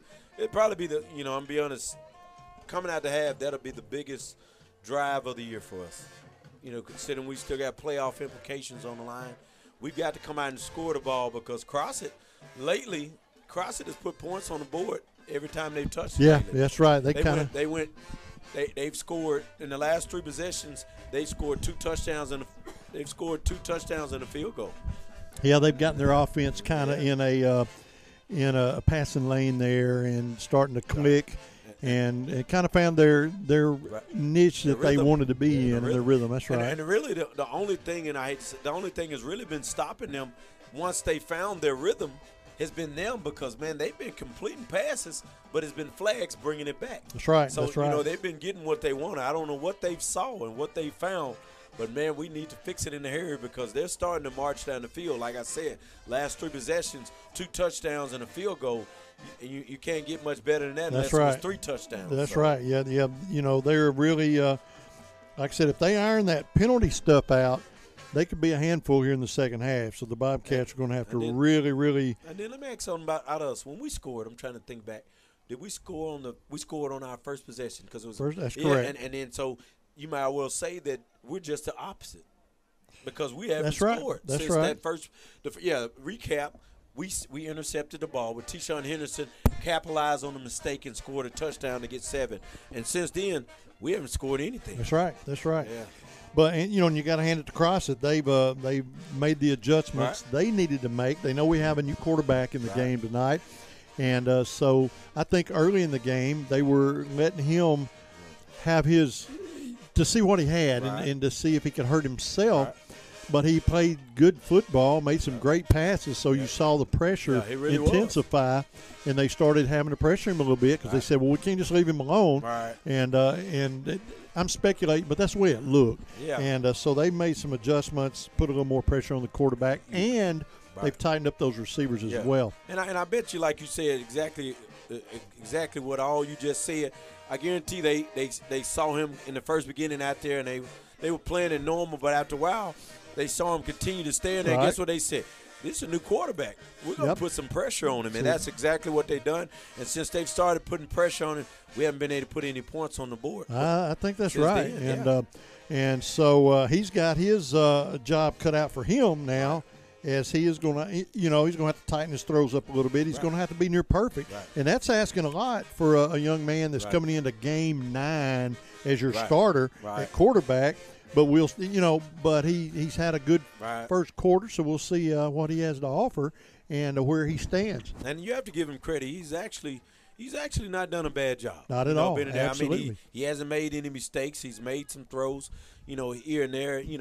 It's a lot of pressure. It's not like he's just going out here with a regular game, man. This is season on the line. That's right. Hey, it's kind of like, hey, man, we're gonna put you at quarterback, and the season's on the line for the playoffs. No pressure. No pressure. You're a 17-year-old young man in high school. There's no pressure, but this is what we're serving up to you. So But the good thing about it for Coach Lovelady and the staff is by playing in the game now what this does is this gives him vital experience. Yeah, absolutely. Because he's going to be the quarterback next year, throwing to some of the same guys like T-Shawn Henderson and Raylan Spratt. He'll be throwing those same guys next year. So, it's going to be great for him to get this experience. That's right. Absolutely. He needs this playing time. And we had thrown the ball. We had to go back and say we had thrown the ball great in the last couple of ball games, even though we lost. I mean, we threw for 5 touchdowns against Warren. That's right. We threw for 5 touchdowns against McGee.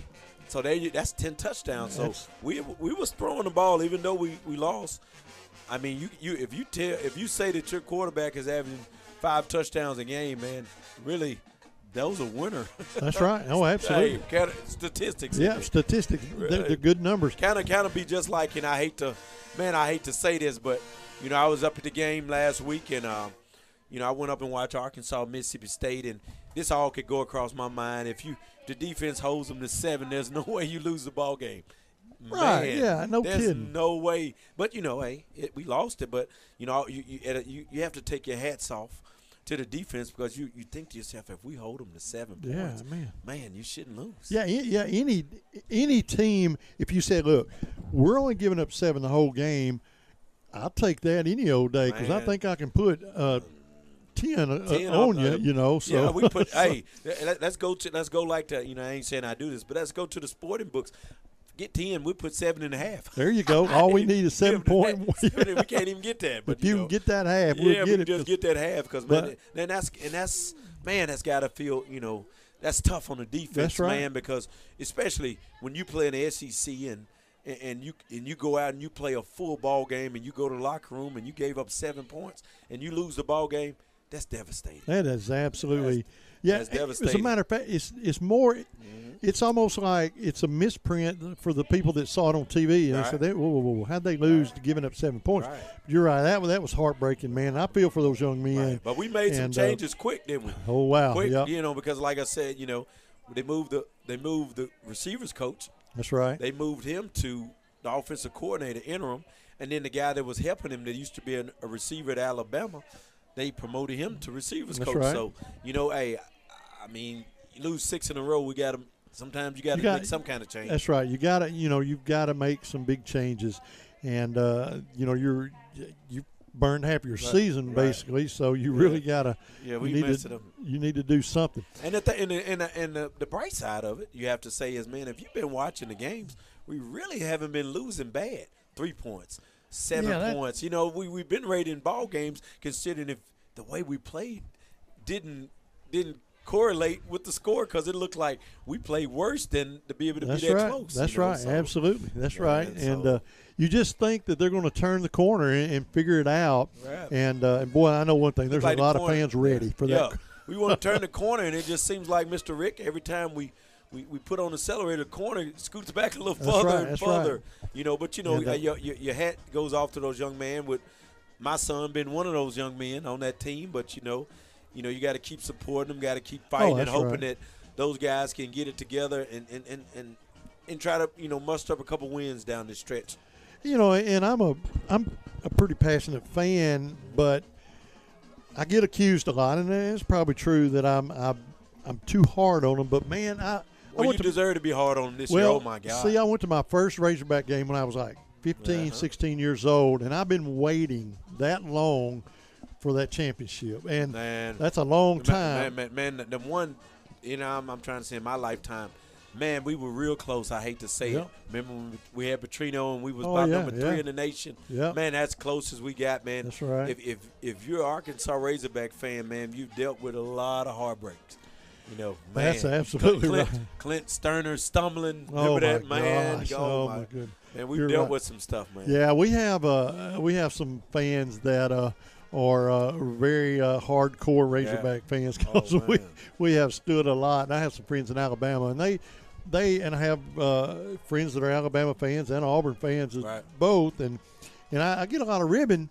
But they always admit, but I got to give you, and they always say this, I got to give you folks in Arkansas credit. Right. Y'all are thick-skinned because y'all are sticking with them again, and you gotta take your hats off to the Razorback fans. We don't have a choice. We don't have a choice. Yeah, That's we're right. Arkansans. You gotta stick with a state, right. man, and support them. I mean, if you grew up here, all you know is the Arkansas Razorbacks, man. That's right. Well, the burn ban has been lifted, at least at Tidwell Field, as the majorette is twirling the fire, and we're going to see if the field catches on fire. It would if I was out there with that thing on fire like that. But the Dumas band's on the football field doing a great job and having a good time. And I would probably set something on fire. You don't want me out there twirling any fire, I can promise you that. Halftime score here tonight at Tidwell Field is the Crossett Eagles 17, the Dumas Bobcats 7. You're listening to the Berry's True Value Halftime Show on Country 106.9 FM, your home, each and every Friday night for live Dumas Bobcat football. We're going to step away for 3 minutes. We'll be back with more of our halftime show after these words from our amazing sponsors. Give me a little bathroom break. All right, brother. Quarterback, guard, running back. Every position has a role in building success. If you want a position where you can build success in your own career, Lexicon is hiring welders, millwrights, and many more positions. We offer free on-the-job training through our own Lexicon University so you can learn while you earn and build the career you want. Competitive pay, a great healthcare plan, paid vacation, a sweet 401k plan, and more. Find out more at lexicon-inc.com/football. Rejuva Health in Dumas is a family practice and specialty medical clinic offering treatments you'd normally have to drive hours to receive, like laser treatments for vascular lesions and hair removal, IV therapy for when you're dehydrated, sick, or you just need a boost, Botox, testosterone pellet injections, DOT physicals, and a walk-in lab where you can check your A1C thyroid or cholesterol levels at your convenience. And they also offer weight loss options, including semaglutide injections. Open Monday, Wednesday, and Friday from 8:30 to 5. Rejuva Health on Carlton Drive in Dumas. On Facebook at Rejuva Health and online at rejuvahealth.com, bringing specialty services home. Every day, banking touches every corner of our lives. They support us as we turn life's goals into accomplishments. Goals like going to college, opening a small business, buying a home, planning a wedding, having a baby. From your first car to a new life after retirement, First Natural State Bank has been there for all your life's milestones. Make First Natural State Bank your natural choice for all your banking needs. Member FDIC. Visit us online at fnsbank.com. Looking for a charming spot to start your day or savor a hearty lunch? Look no further than Pickens Store and Restaurant. Start your Saturday mornings with mouth-watering breakfast selections like crispy bacon, fluffy pancakes, and delicious biscuits and gravy. They even have chocolate gravy. If you're there for lunch, check out Pickens fresh-raised beef burgers, sandwiches, and salads. Plate lunches are available Monday through Friday, and find all your favorites like meatloaf, fried catfish, and smoked chicken. Be sure to leave room for their homemade desserts like coconut pie, chocolate pie, bread pudding, and more. Pickens Store and Restaurant, 122 Pickens Road in Pickens. Call ASC Property Management Incorporated and Southland Management Corporation for your real estate and rental property needs. They have 1, 2, and 3 bedroom apartments as well as houses for rent in Dumas, Grady, Gould, Star City, and the surrounding area. Phone 870-382-6762 or come see them at 710 Meadow Drive behind Mad Butcher in Dumas. ASC Property Management and Southland Management, members of the Realtors Association, proud members of the Dumas community, and strong supporters of Bobcat Sports, equal housing provider. When you or someone in your family are feeling sick or run down, the last thing you want to do is pick up your prescriptions. Dumas Family Pharmacy will conveniently deliver your prescriptions to your doorstep so you can stay safe and comfortable. You take care of yourself. Dumas Family Pharmacy will take care of the rest. Call 870-382-0500. That's 870-382-0500 and ask about prescription delivery today. Dumas Family Pharmacy, taking the time to listen and care. Welcome back. Welcome back to the Berry's True Value Halftime Show, live tonight from Tidwell Field as the Dumas Bobcats at the half trail the Crossett Eagles by a score of 17-7. And we do want to say, and I want to say to you, good job to the band, and you are on our YouTube feed. And your trumpet soloist is awesome. So we appreciate everything that you do for the program and for the school. Thank you very much. Ms. Leah Kuhn, the band director, and great job, great job. I wanted to say that. I wanted to catch her coming out. But all these support groups do such a good job, supporting these young men and the school system and the team. And it's a big deal. It's a big family, and everybody has their own little job to do, the cheerleaders as well.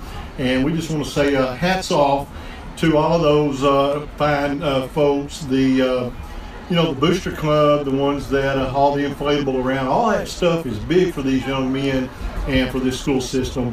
And we do want to say a big thank you, and also to the administration. Thank you for allowing us to pretty much let us do what we want to here at these football games, as far as the video feed and all that. Furnish us this nice press box and all that to work out of. And a big thank you, kudos to them as well. And it's an honor and a privilege. Coach Harris has stepped aside for a few minutes. He'll be back shortly, and we will soon resume our football game. 17-7 halftime score. Bobcats playing pretty good football. We have a new quarterback tonight, Walker, and he's done a pretty good job tonight, and so we'll see what he has to offer here in the third quarter of play, as he will take the reins, and we will get the football on offense to begin the quarter coming up shortly. But the score at the moment, 17-7 in favor of Crossett. A heartbreaking play for the Bobcats. We had a 3rd down and goal from the 1-yard line. Could not punch it in. The field goal, and man, our Chavez, and he just don't miss. But we had either a bad snap or a bad hold, and that's a timing deal, and he just could not get the field goal. So we came away with a 3rd down and goal to no points, and then the next drive Crossett scores. So that kind of changed the tempo of the football game. Bobcats do well in this football game. They're going to get the ball back here in the 3rd. So all we need to do is burn some clock, get our offense clicking again. We've shown that we can move the ball and we can score, so it's important that we get the ball, get a good drive going, don't have to punt the ball away early, because Crossett's offense does have some momentum. So we've got to get the ball early, get it moving, get some points on the board, and get back in this football game. You're listening to the Berries 2 Value Halftime Show live tonight from Tidwell Field. We're going to take a 2-minute timeout. We'll be back with 3rd quarter action after this. At H&R Block, we want you to focus on your business while we handle your books. From payroll and bookkeeping to expert tax preparation and advice, we're ready to put our expertise to work for your small business. For the year-round services you need and the one-on-one attention you deserve, partner with H&R Block Business Services. Stop by our office at 395 Highway 65 South in Dumas, or give us a call at 870-382-4098 to learn more. At participating offices, services do not include audit, asset, or other services for which a license is required. Over 100 years of service to the community. It's Metter Pharmacy in Dumas. At Metter Pharmacy, you'll step back in time with their old-fashioned soda fountain, along with delicious milkshakes and wonderful lunch sandwiches. Plus, at Metter Pharmacy, they have a new selection of fall gifts, including purses, jewelry, and name-brand perfumes and colognes. Remember, when it comes to pharmaceutical needs, see the crew at Metter Pharmacy, 101 West Waterman in downtown Dumas since 1917.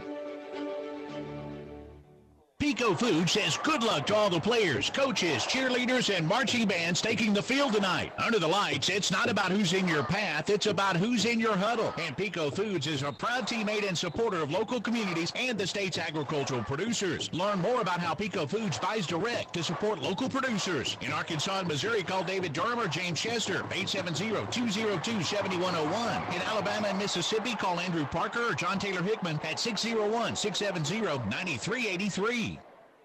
Dive into freshness at the one and only D&N Fish Market in Dumas. They have fresh catfish steaks and fillets and fresh buffalo available in ribs and fillets. Visit D&N Fish Market Tuesday, Wednesday, and Thursday from 12 till 5 p.m. and Friday and Saturday from 8 a.m. to 5 p.m. Fresh fish is available by the pound and by the bag. Give them a call today for all your fresh fish needs at 870-382-0738. D&N Fish Market, 1026 Highway 165 East in Dumas. Who doesn't love fresh fish? Absolutely. Brand new sponsor for the Bobcats D&N Fish Market, new business in Dumas. And welcome to the family. Welcome to the city. And, man, go out and check out their product. You will not be disappointed. I promise you that. Thank you for tuning in. And that brings us to the end of the Barry's True Value halftime show. As once again, the halftime score, Crossett Eagles 17, the Dumas Bobcats 7, as the teams make their way onto the football field. We're just about ready for third quarter action. The Bobcats will be defending the north end zone to begin the third, moving from right to left. And the Eagles will kick the ball away to the Bobcats here in the third quarter. Now the Cats offense, and we need to saddle up here. So we await the Crossett kickoff.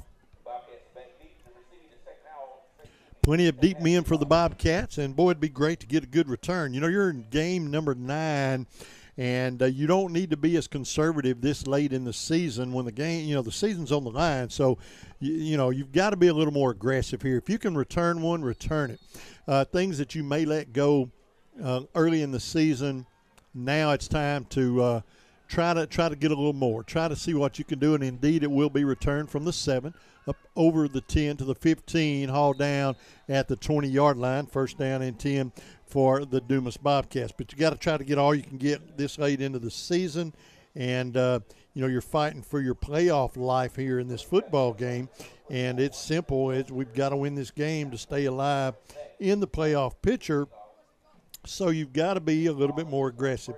And but the Bobcats are going to take over first down and 10. And now it's simply time to put together a good drive, move the football successfully, and see if we can get some points on the board. So it is first down and 10 for the Cats. Quarterback has one setback, moves to the line, audibles the play.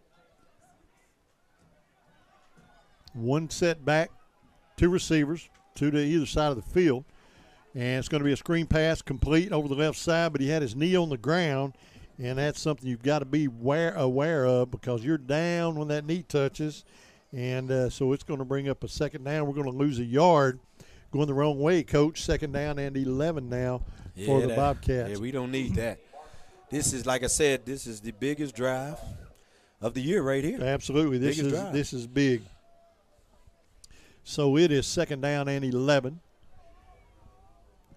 Walker looks things over, tries to hard count the Eagles. Nothing doing there. The line and they're audibling, changing the play. Receivers everywhere. Walker's going to throw a bubble screen. Yeah, bubble screen over the right side. Nothing's there. And but Spratt makes a little something. Spratt's going to get the original line of scrimmage, maybe a yard beyond, and it's going to bring up a third down and long as we're just underway here in the third quarter. And I got to say, big compliments to the crew down there cooking the food in the concession stand. Talk about that in a minute. Third down and 10 now for the Cats. Walker audibles at the line of scrimmage. Same spread out formation. We see it constantly. Looks like the linebackers are coming. Now they back off. Walker drops back, flushed. Now he's got to throw the football, and he's going to try to run. And he's going to fumble the ball away. They're going to say the ground caused the fumble, so it's going to be down there. And that is going to bring the punt team on, punting deep in Dumas territory. That was not the offensive series we needed to start the third quarter, Coach. No, sir. That was pretty tough. And we're going to have to put a foot into one here. The last couple of punts from that deep in our own territory have kind of hung straight up in the air. And you have got to put a foot into one here. And it's a lot better punt, much better. And it is going to take a hop. Oh, and Pascal's going to scoop it up off the ground. Dude, he's good at that. Man. You know, and I just talked There's about a flag, though. Look like something's coming back. Yeah, I talked about it for the Bobcats. You're this late in the season fighting for your playoff life. You got to be more aggressive. Right. That's a play that Crossett probably would not have attempted the second or third game into this season. They would have told him to back off. Right. But now Crossett's getting aggressive. They played a lot of football. They're looking at the playoffs. They know they're going, and they're going to have some aggressive play, and that's exactly what they're doing. He's been aggressive twice with that. He sure has. And he's got good yardage both times doing it. But guess what? He's come back twice with flags. Back twice. That's right. So that is going to come back, and that was very big against the Crossett Eagles. But, you know, that's a gutsy play. You scoop that ball up with Bobcats standing everywhere. Yeah, if you mess around and make a mistake and we get it and go the other way, it changes the whole trajectory of this game. That is a gutsy play, no doubt. But that's coming way back, all the way back to the 45-yard line of the Bobcats. That's where there will be a first down and 10 for Crossett. But, boy, that was a big penalty there. We're just underway, third quarter action, 10.5 left to go in the quarter. Crossett on top, 17-7. Our first offensive series faltered 3 and out. Now the Eagles are on the football field. The rush is on. Quarterback's going to unload. Oh, he has a big target in that guy right there. He sure does, number 11.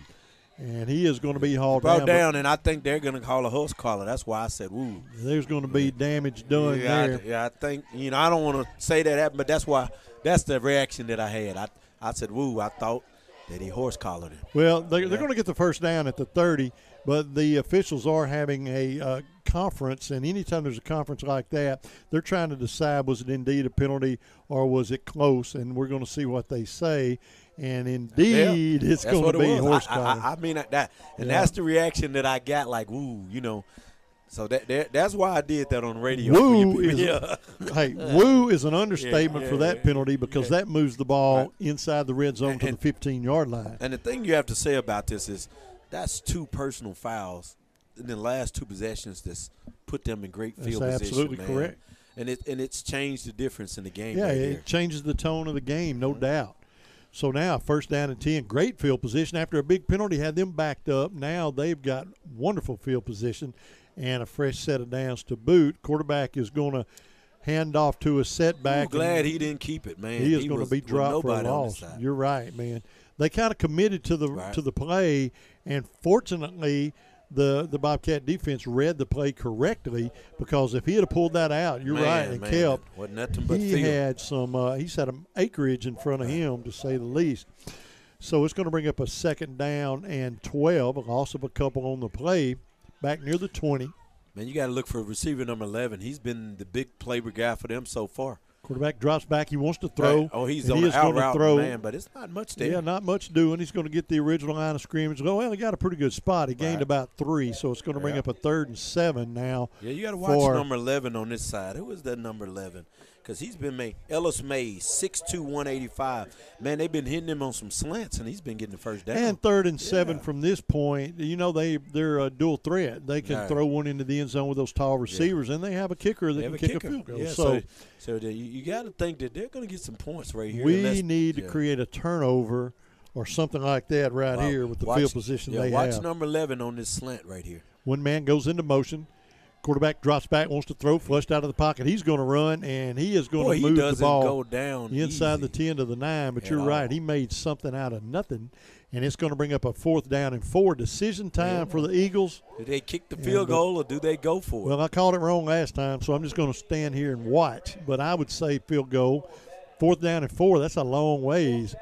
And but they look like at the moment they've got a lot of confidence in their offense. There's no personnel change that I've seen for the Eagles. Unless they're going to run it down and call a timeout and think about it. Yeah, and it wouldn't surprise me. It is 4th down. They've let the snap clock get down to 10, but they're coming to set. The quarterback, unless he tries to hard snap, the Bobcats get a first down. Look for number 6. Quarterback's going to keep it. He kept it. And he is going to be man, you got to make a play. Zone. He is going to score, looks like. Oh, he dropped the ball. Ball's on the ground, no score. They said he didn't get into the end zone, and it's going to be Bobcat football. I thought he got into the end zone, but there was no signal, and that Bobcat defense has stood firm and got this ball back. Turnover on the play. Wow. Man, that was huge for us because they saw something on the last time when he pulled it, when he should have pulled it. Yeah, that's right. And, That's man, right. he didn't protect the football right there. And, man, that's great. I play almost for us. wonder if he thought he had crossed the goal line. Yeah, that's what I was thinking. He may have thought he had a scored. touchdown, and he didn't really care about the ball. But no signal from anybody, so obviously he did not. And he coughs it up, and the Bobcats have a first down and 10 from their own 5-yard line. Now, they got a long ways to go, but they kept the Eagles out of the end zone. That was a big, big defensive stand. 8 minutes left to go in the third quarter. We can't make any mistakes right here, man. Gotta- We're in bad situation. We got to run the ball. Got to play bulletproof right here. We got to run the ball to get out of there. Walker's going to hand off to the setback. He finds a little seam man, and gets some yeah. breathing room over the 10. Still on his feet, fights to the 12. And that's going to be close enough. We'll see where they mark it now. That's going to be short of a first. It's a gain of 7, second down and 3. But, Coach, like you said, that's some breathing room right Yeah, we there. You needed can work that. with that. So, second down and 3 for the Dumas Bobcats. Moved the ball up to the 10-yard line. Walker has everybody in close. They're going to run again. Finds a seam over the right side. First and 10 over the 20. Still on his feet. Crosses the 22-yard line. Hauled out of bounds. We'll see where they mark him, but it's a first down and 10. And that was a big run there when you're that deep into your own territory. So it's a Bobcat first down. Going to spot the football at the 25, and that is a big, big first down for the Cats. 7 minutes, 16 clock runs here in the third. 17-7 in favor of the Eagles, but another fresh set of downs for the Cats, running the ball well here in the third quarter. Now they're going to fumble it, and he is going to pick it up and try to make something happen, and he was lucky just to cover that as the quarterback and the running back fumbled the exchange, and the Cats going to have a second down and long. Wow, that was almost disastrous. Second down and 15 for the Bobcats. Moves the ball back to the 20-yard line. They need the 35 for a first down. Second and 15. Clock runs. 6:30 left to go in the third quarter. And we've seen some discipline on that Crossett defensive line. They've not jumped off sides tonight that I know of. And Bobcats are good at hard snapping these teams. Walker picks up a low snap, drops back, looking to throw. Oh, and it's high. he is going to overthrow the intended receiver who was wide open. Man. In the flats, and just the ball just sailed on him, and it's going to bring up a quick third down and 15 for the Bobcats. Boy, things change quick, don't they, Coach? Yeah. We're back at the 5. We moved the ball all the way out across the 20, Right. first down and 10, and now we're looking at a third and 15 just like that. Yeah, if you can't get a first down here, it's just like we just traded blows, just like we just had coming out of half again. That's correct. So big third down play here for the Cats. And it's always, been eventful all night. It's always dangerous punting to Pascal back there. Third down for the Dumas Bobcats. Walker has an empty backfield, takes a snap. Oh, He that's double all. clutches. He is going to throw complete. That didn't look good the whole way. Yeah, that play just did not develop. Oh, it It's did. just one of those plays that didn't develop. The receivers couldn't get open, and so they're going to have the Bobcats are going to have to punt the football away once again. Coach, we have a big holiday coming up next Tuesday night, and that'll happen before we have another football game. So I want to tell everybody happy Halloween and Right. enjoy the night and all the festivities there. Kids seem to safe. love that stuff, and definitely be safe. I most definitely will be in. Oh, yeah. Oh, that's not a good punt. See punt if is- it takes a Dumas bounce. And it takes a minor Dumas bounce and going to be hauled down at the 44-yard line. First down and 10 for Crossett. So still no score here in the third quarter. We're down to 5:25 left to go in the third. 17-7 in favor of the Crossett Eagles. Warren game is over. Michelle Johnson, shoot me the final score there, Michelle, if you don't mind. But the Warren game is over already. Man, that clock was running. Yes, it was. So, so the Warren game is over, and we'll get the final. Last thing I heard when I seen a text from my stepdad Shelby, DeWitt was up 29-15 on McGee. I got you, 29-15. DeWitt, they have just played a lights-out football this year. First down and 10 now for the Eagles. High snap. He hauls it down, hands off to the running back. Nothing And there. he is going to get across the 46. a gain of about a yard. 2nd down and 9 for Crossett. So 2nd down and 9 for the Eagles.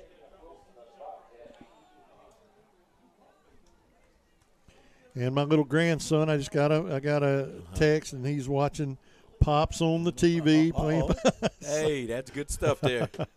Good stuff. So I have one fan. All right, one fan. Well, he and my mother, so I got 2.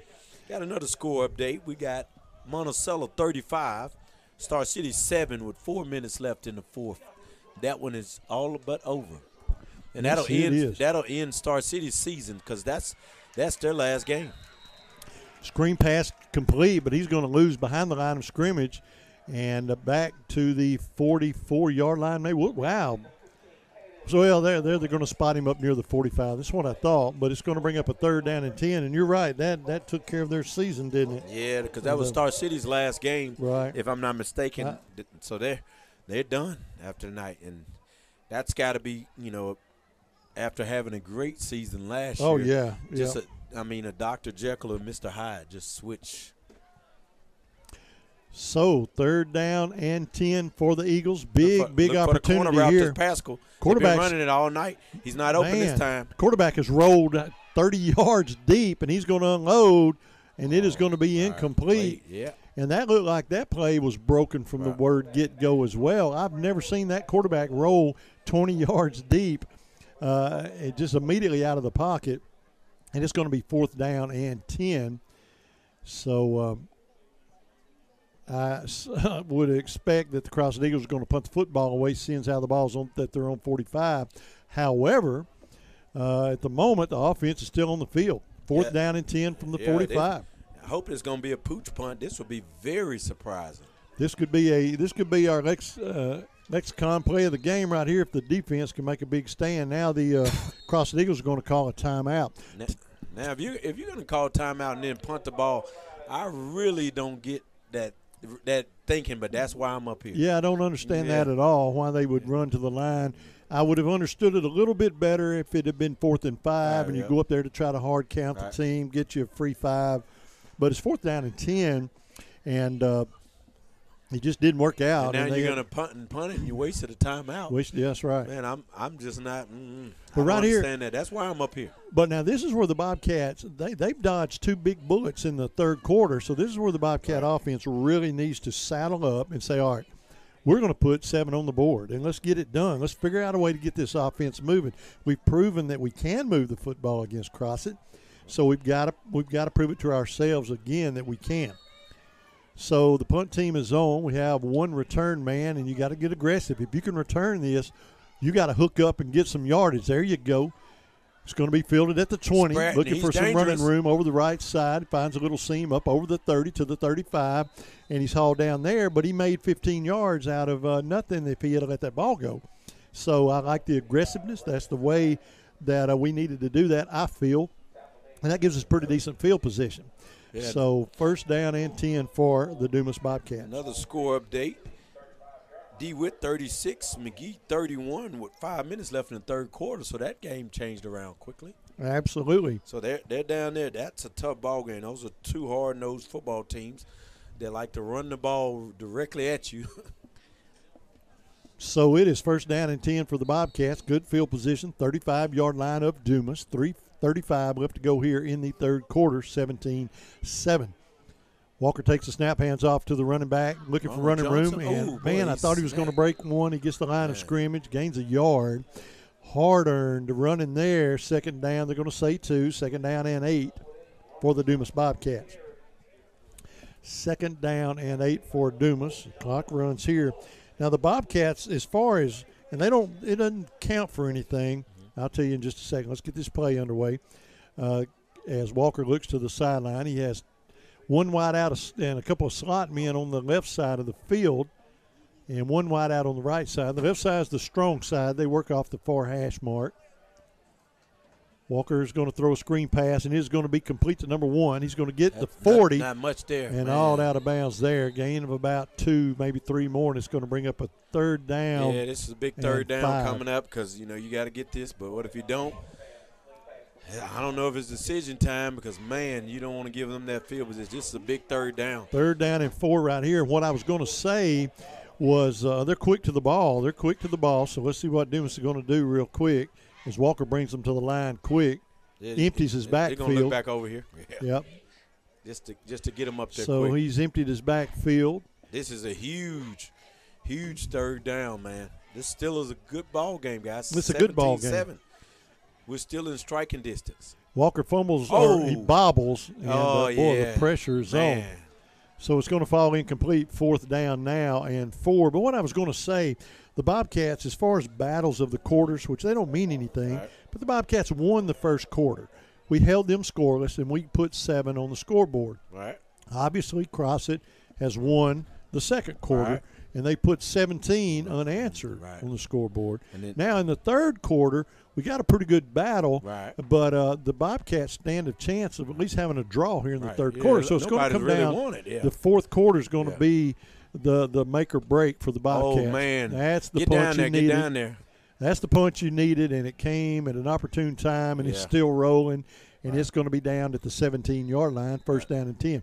Good special teams play there. Yeah, good play. Yeah, we didn't want those guys to touch that ball. But if we can win the first quarter, we lost the second. If we can have a draw in the third, come back and get that fourth quarter and get 2 scores, 2 scores. 2 scores and no stop. If we can keep stopping them and get 2 scores, we win it. Well, we've proven that for 2 quarters we've been able to stop Crossett dead in their tracks.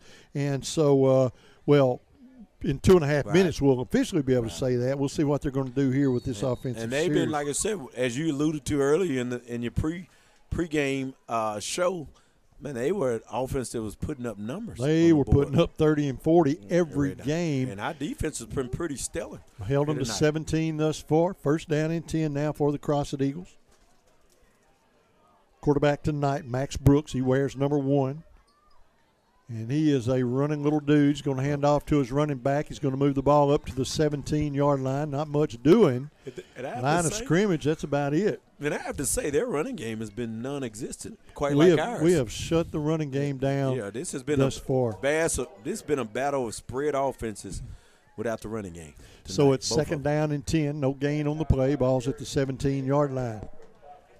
I don't look to see Brooks hand the ball off too many times this deep in his own territory, and he is indeed going to throw. Little stop and pass. It is going to be complete. Ooh, He knew where the 1st down marker was at, and he's he's going to get close, and they're going to move the chains. 1st down and 10. The ball's up at the 28-yard line. So just like that, we're going to move the chains with 1:49. Clock runs. That was a big 1st down for Crossett, man, because that 1st down is probably going to take us into the 4th quarter. Absolutely. It very well may do that. Yeah. Now you got to do we got to keep clock managing right now. Yeah, we got to keep them off the scoreboard. We got to make a big stop in the backfield, not a big stop after a gain of 4. We got to get them in the backfield, make a big defensive stand here. 1st and 10. Hand off to the running back. This time he finds a seam and a block, and he is going to fight for 5. And he's going to move the ball up to the 33, and that's about what he's going to get. So and and it's obvious their coach right now, he's starting his clock management right now. And he's going to gain 6, so it's 2nd down and 4. And that extra yard means a lot if you're looking to hard count a defense or something. It could be the difference between an inch of being a 1st down or a whole yard. So 2nd down and 4, that's a good place to be. And the Crossett Eagles, I know they like that. They're wasting a lot of time here snapping this football. Kind of surprised about that. But they may just be wanting to get out of here in the third. That's what I was saying. It's just a little clock management. Yeah, just they better get it hurry done. up because, you're going to be looking at a delay of game. So they're going they might get one. And they're going to lose. Yeah, they lost the snap clock, so that's going to back them up 5 yards. It's going to be delay of the football game against the Crossett Eagles. Yeah, and what they're trying to do is a little clock management early, but might be a little too early. Yeah, because the field position is not going to flip, so the Bobcats could have them pinned deep. You make a big defensive stand, and now you put your offense in a pretty good position, trailing 10 points. So this will probably be the last snap of the third quarter. Score is still 17-7 in favor of the Eagles. Tripp split wide to the right. He may take a shot. I kind of doubt it. Takes off Quarterback's going to run. He's looking for a little running room over the right side. There, man. It's going to be forced out of bounds with 10 seconds left to go on the clock. And So pretty good defensive coverage there. The end stayed at home, and he did not get much.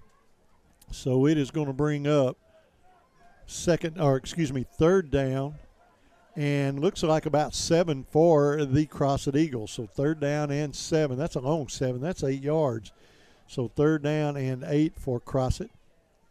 That stopped the clock as the running back stepped out of bounds with 10 seconds left to go here in the third quarter. And that tells you, it depends on what happens here. That delay of game may have been huge on this possession. Third down and long. Quarterback rolls immediately to his right. Going to 10. And He's he open. is going to 10's going to drop the football. 5 seconds left to go, and it is fourth down for the Eagles. Now a lot can happen in 5 seconds. They punt this ball, you can run it back before the time expires. Maybe Raylan Spratt, if Raylan Spratt could just get a little room, give him a little breathing room to make a move. If you ever ran a punt back, would this not be the most opportune time in the world to make that happen? And Raylan Spratt is very, very capable of running one back. He ran kickoff 95 yards down in Warren. So if you can just give him a little space and room to operate, he's very dangerous back there. We await the punt by Crossett after they faltered on their offensive drive with the help of a penalty or two. Good snap. The punter gets a foot into it. It's only one man for him to beat if he can get it. And he didn't. He's just going to step away, and it's going to bounce out of bounds at the let's see where they mark it before we go to the break. And they're going to mark it at the 26-yard line. First down and 10 for the Bobcats. We'll be back with fourth quarter action in 30 seconds.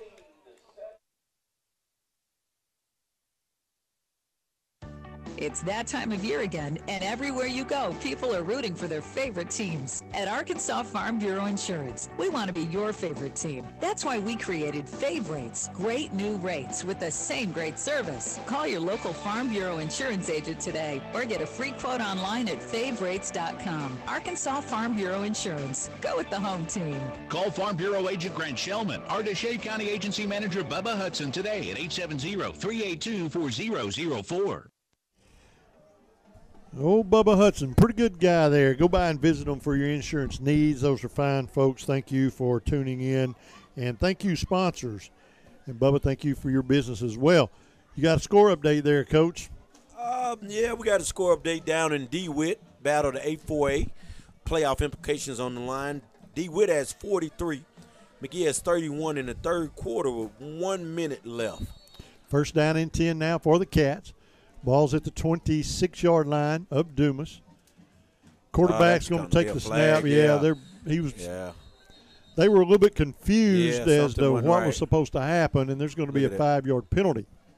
Yeah, Coach Goodwin, the offensive coordinator, I can tell he's pretty hot on that one, man, because now you're down 11:58. This is season on the line for playoffs, man. Right now you can't have mistakes right here. Right now we've got to get down the field and score, and we've got to score fast. So the third quarter was pro Dumas. We held them out of the end zone. No scores in the third quarter at all. But now we need to win the fourth quarter battle to win the football game. Simple as that. We've got some catching up to do. Screen pass, left side complete. Henderson. And Henderson breaks one tackle. Him quick, man. But, man, just a lot of east and west running. Yeah. And nothing doing there. And it's going to bring up a second down and around 13 for the Dumas Bobcats. Cats trail 17-7. We need to get a quick touchdown, get the ball back, and do it again. Simple as that.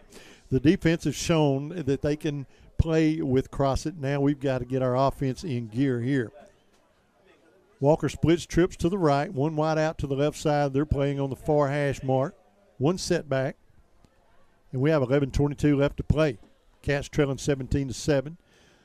Blitz is on. Walker is going to be running for his life, and now he's going to try to make something happen. Yeah. And he is going to gain maybe a yard. Didn't get the original line of scrimmage. It's going to bring up a third down and long for the Dumas Bobcats. So third down and 11 for Dumas. Deep in our own territory. And this is a big third down play here. Yeah, man, now it seemed like third down got here fast. Boy, the ball's at the 25-yard line. We got to score. Man, the time is ticking.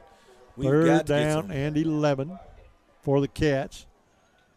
Biggest play on offense of the night for the Bobcats thus far. You just don't have time to be putting the ball away to Crossett. running out of time. We've got to make something happen. We got to call a timeout. Cats going to have to call a timeout. So it's 3rd down and 11. Timeout for the Bobcats. 10:30 left to go in the fourth quarter. 17-7. We'll take a 30-second timeout. We'll be right back.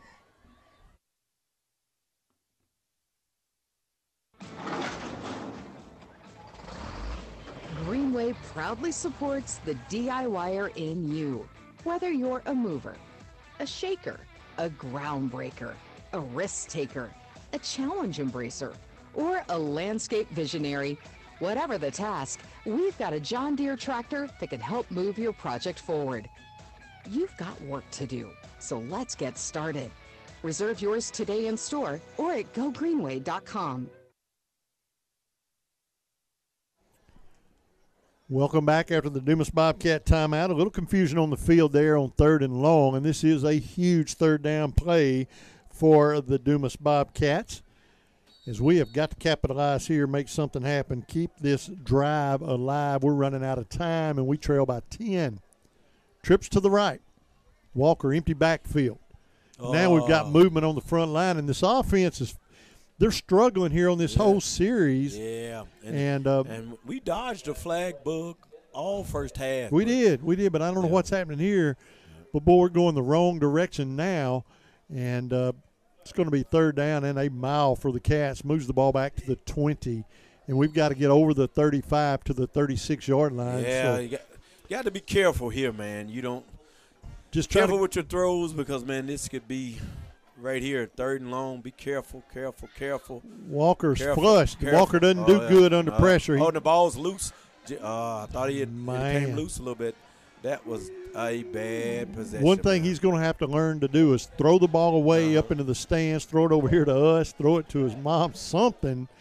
But Walker's going to take a snap, sack. Wow. Yeah. I can't even do that math. We needed the 36, and we had the football at the 10-yard line with 4th down, so that's 26 yards. And that's tough. That puts your punter in his own end zone. Right.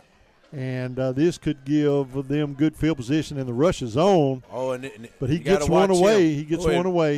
Good. It took some bounce back Crossett's way. It was Pascal back there by himself, man. Low line drive punt, but it wasn't returnable. Thank goodness. I'm glad we didn't have it returnable because he's dangerous. Those line drives, man, the ball gets to the return man so fast, but it was just a little out of position for him to return it. Nonetheless, they have good field position. 1st down and 10, deep inside, well inside Dumas territory at the 43-yard line. So the Bobcats defense have got to stiffen up here with 9:40 trailing by 10. So Brooks takes a snap, drops back. He's going to throw long. He has a receiver, but it is going to be picked, intercepted by the Dumas Bobcats. Like Raylan Spratt. And Spratt's going to pick it off at the 10. So we're going to get the ball back where we had it, but this time it's going to be 1st down and 10. That was big. Raylan Spratt, man, is a heck of an athlete, man. Made a play. That's my lexicon play of the game thus far is the Raylan Spratt interception late in this ball game to keep the Bobcats' chances alive. Because if you give up a couple of big 1st downs, this game's going to get away from you.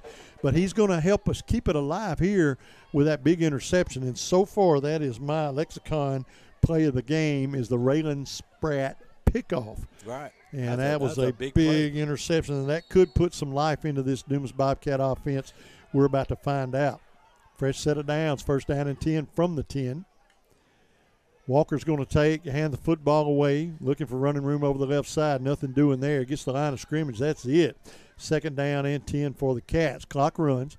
We're inside 9.5 minutes to play in this football game, barring some kind of big offensive play from the Bobcats. You know, you tie this game up or whatever, but we've got to get some points on the board in this series. And clock is running. Clock isn't on our side. Got to make something big happen. You got to start looking at something deep downfield soon. We got to go to Spratt Jones deep here. I know you say 9 minutes is a long time, or some people do, but you and I know that's on a wheel route. That's not. That's a high throw again. Oh man, he overthrows the intended receiver, and but 9 minutes is not long to play. The way our offense has been faltering, so you got to make something big happen quick. Incomplete pass, quick 3rd down and 10 for the Cats, just like that. From the 10-yard line. So 3rd down and 10, stops the clock.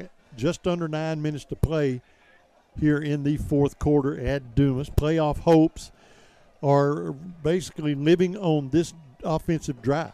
This first down right here. Walker drops back, looking to throw. He's going to throw the deep ball. He has a receiver, and it is going to be over his head, and that would have been sayonara, goodbye. Sayonara don't mean goodbye, but something means goodbye. But anyway, he just let the ball sail. Wow. I like the call. Man, I wish that we could have came down with that completion because he would have been off to the races. I don't believe he would have been caught. Coulda, shoulda, woulda, but we got to punt the ball away. That is a fact. Right. So now you just got to do it again. You've got to punt the ball away and try to turn it over again. See if the defense can get in there and make a big play. But you can't just keep waiting, and let this defense do all the work. Oh, good Dumas bounce. So the punt's going to be down at the 46-yard line, 1st down and 10 for the Eagles. Now, 8 minutes, 37 seconds left. Crossett has a 10-point lead, 17-7. They're going to milk the clock. They're going to work this clock over here, and so you're going to have to make a big defensive play. You're going to have to sack the quarterback. You're going to have to create a fumble, or you're going to have to keep them to no gains. You cannot let them get 4 and 5 yards on 1st and 2nd downs and stay in this football game. So the Bobcats defense has their work cut out for them. They played pretty salty football tonight. Like you said, Crossett's been hanging 30 and 40 on a bunch of their opponents this year. We've held them to 17 thus far. And, this should be a lot closer football game. That 3rd in a yard, but it is what it is. But let's see what this defense is made out of late in this game. Quarterback's going to hand off to the running back. Gets into the secondary quick. He's going to be tackled, but a lot of damage done over midfield down to the 47-yard line of the Bobcats. It's going to bring up a 2nd down, and I just talked about it, man. You cannot give up 7 yards on 1st down. Yeah, it's 2nd 3, man. Yes, clock's going to tick, and they're gonna let it tick. Absolutely, and this is the position you want to be in if you're Crossett. Yep. And the coaches are, the Crossett Eagle coaches know what they have to do to win this game, and that's they're not trying to make any big plays right now. They're just doing what you said. Manage that clock. You got a 10-point lead. You don't need a bunch of points on the board. You need to keep the Bobcat offense off the field. High snap. Quarterback hauls it down. Hands off to number 24. He tries to reverse field, and he's going to be dropped after no gain. It's going to bring up 3rd down and 2 for the Eagles. So 3rd down and 2 for Crossett. Clock continues to run. We're down to 7.5 minutes to play in this football game, barring some really, really fast action football on both sides of the ball for the Bobcats, both offense and defense. Something big's got to happen. The quarterback's going to run this. Something big's got to happen. He's going to run up under center. The quarterback's going to keep, and the quarterback first down. Oh, my goodness. My God, yeah. I knew he was going to run it. Straight up the middle over the 40 down to the 37 or so. That first down there, man, was tough. So that is going to be a 1st down and 10. They're going to spot him at the 38. Remind you of the Eagles. Oh, yeah. Yeah, the Eagles from the Eagles. That's right. Yeah. So the Eagles getting it done here, moves the ball down to the 38. I guess I was talking about you're talking about the Philadelphia Eagles. They do that a lot. The big Eagles. Yeah, the Philadelphia Eagles, absolutely. And believe it or not, we did it one time with the Razorbacks. That's right. We did. That's right. That's right. Man. Run up under center and just make your big old guy like that, man. Yep, that's right.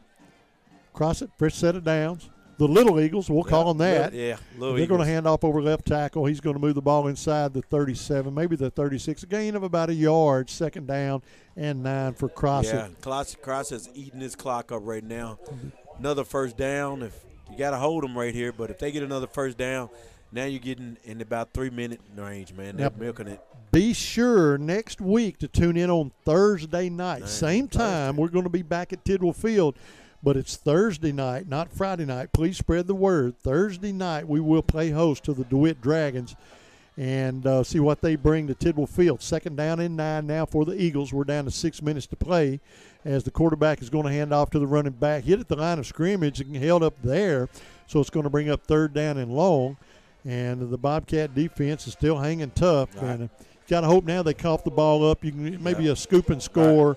Because everything that we talk about, it's not impossible. It's all happened. You've seen scooping scores late in a game. You've seen a lot of things happen. Ball game. That's right. So you got to understand that there's a chance. Some games there's not. Some games you're 30 points behind in the fourth quarter. But tonight, a scoop and score, onside kick, anything could happen. You've got to keep playing, keep your head down, you keep playing hard, and try to make it happen. Everybody play hard. Quarterback drops back. He wants to throw now. Plenty of time. He's going to step up in the pocket. Now he's flushed, and he is going to run, and he is danger on his feet, but not this time. He's going to be held to a short gain down to the 35-yard line of the Bobcats. Going to bring up a fourth down, and 4th down and 7 for the Crossett Eagles. Now I assume they're going to go for it on 4th and 7. No reason for them to punt and well out of field goal range. They've got the clock down inside 5 minutes. They're going to burn some of their snap clock, burn some of the game clock, and go for it on 4th down. Or they're going to run it all the way down and either way. That's right. Yeah, they very well may do that too. I expect he's going to snap the ball. I very well may be wrong. And they're going to hard snap the cast, but we didn't jump. We jumped, but take this punt. We didn't jump off sides. But now he's going to look to the sideline. They're going to call a timeout and punt the ball. Yeah. And that's a smart move. You know, up 77, playoff implication. Your defense has played well and held them to 7. We haven't had much going since the first touchdown. So, of course, you push them back and, play field position ball game. So, now let me throw in my 2.3% cents worth. With 4:27, Bobcats trail 17-7. They're going to punt this football and try to pin us deep around the 5.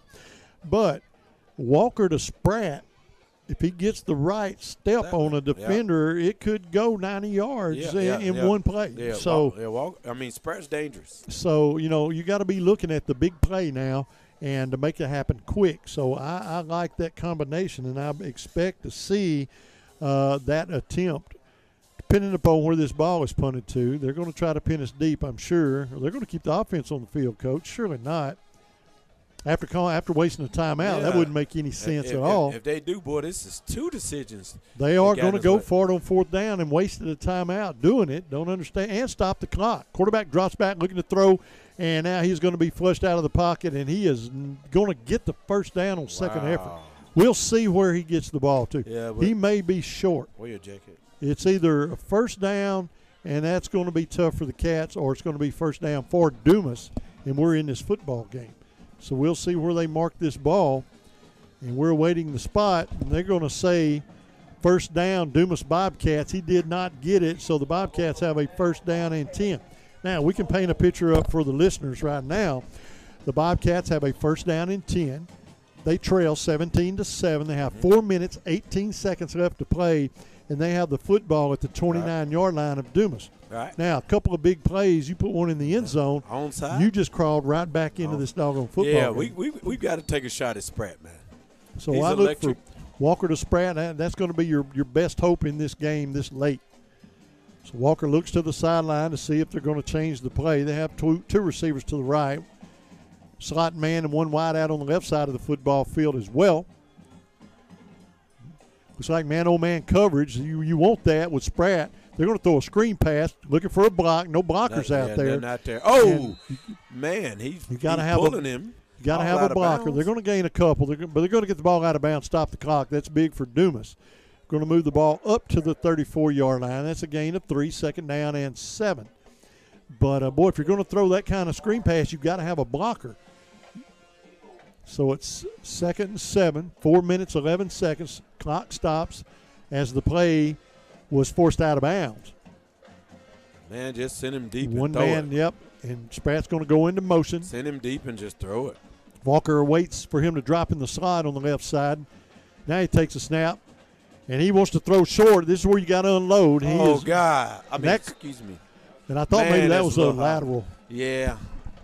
But obviously not. It's going to fall incomplete. 3rd down. Yeah, the pressure. And 7. Yeah. I mean, like I said, it was a tough situation for him to come in, and he did okay in the first half. But, this beginning to mount. We've had a lot of high throws in the second half. That's right. 3rd and 7. Clock stops. 4 minutes, 3 seconds left to go in the fourth quarter. I keep saying the fourth quarter, not the football game, because I still have hope that something big could happen if we get Spratt open. and give Walker enough time to plant his foot because he does not throw well on the run. He needs to be able to plant his foot and throw the football. Walker takes a snap. He's got time. He's going to throw, but it's a screen. It's complete. First down, and it's going to move the ball across the 45. Got to get up to the line up and to let's the go, 47-yard line. So let's now go. then, let's go. You got to get up and you got to go again. Good crossing pattern that time. We're under 4 minutes to play. The Bobcats have got to be on the ball quick. Can't burn a lot of time here. Cats, I believe, have 2 timeouts left. Got to go. Down to 3:50. That clock is just running like crazy. Empty backfield for Walker. Oh, and it's a bad snap. Walker's going to cover it way back at the 34-yard line. Hadn't happened all night. It could have happened at a worse time. Man, and that clock is running, guys. Don't get too caught up with the bad play. You got to get up on the ball. We got to go again. Clock's running. We got to go. Second down and a mile now after the fumbled snap, and the Bobcats just not in any hurry to get to the line. I think they think the clock has stopped. But that clock is running like crazy as everybody's just walking to the line. So the Bobcats burning tons of time here on this series. Second down and long. It still has not snapped the football. Now Walker's going to throw a screen pass complete. Little crossing pattern. Spratt, if he can break a tackle. He breaks one, gets up to the original line of scrimmage, and it's going to bring up the 4th down and 10 for the Cats. So it is 2:42. The clock is running. 3rd down and 10. My bad. 3rd down and 10 for the Bobcats. Walker's rolling to his right now. He's going to step up in the pocket. He's going to throw the deep ball. Take a shot at Spratt. Got to take a spot, and it is complete. It is complete to Spratt at the 15-yard line. All right, we've been saying take a shot with him. We've been calling it all night, and that's exactly what they did.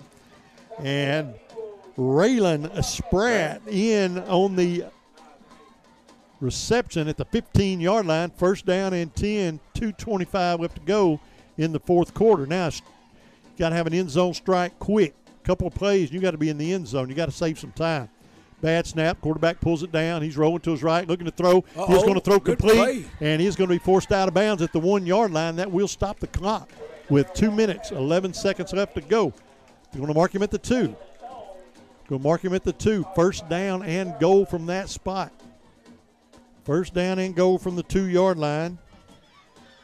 Man, just punch it in here. You want to keep 2 minutes on that clock if you can, or as close as you can when you punch it in, but they're just wasting too much time getting to the ball, and they've wasted about 20 seconds. Then they should have been getting on the ball, and they should be running the ball here. Oh, man, no. You've got to run the ball at 2nd down and goal from the 2. Man, they're going to stop the clock. I figure the Bobcats are going to have to call a timeout. They're losing their clock. We're down to 1:45. So the clock is still running. All right, they're going to stop at timeout. 1:42 left to go. So, wow, that series was not a great series. Man, 2nd goal from the 2-yard line. You know, with a new quarterback, I'm liking my chances on the ground there instead of putting him in a position to have to drop back and throw. Yeah.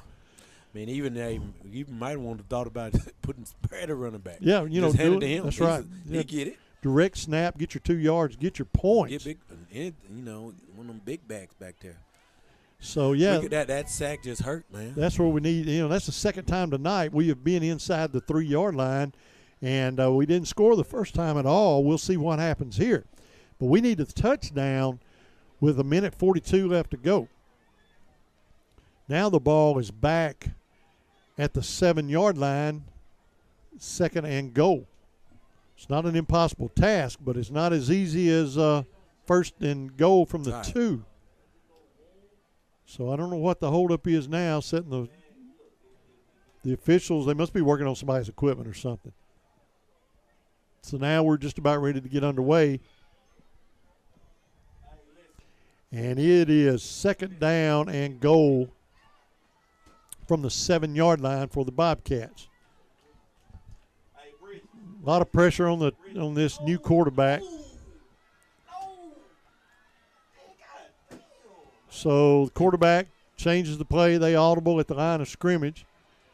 Quarterback drops back. He's going to throw a fade pattern into triple coverage, and it is going to fall incomplete, 3rd down and goal. We're down to a minute 37. Minute 37 left to play in the 4th quarter.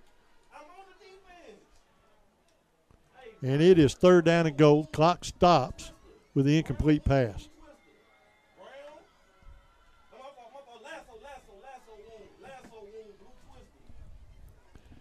So there is going to be 3rd down and goal for the Bobcats. A minute 37 after the incomplete pass. Walker takes a snap.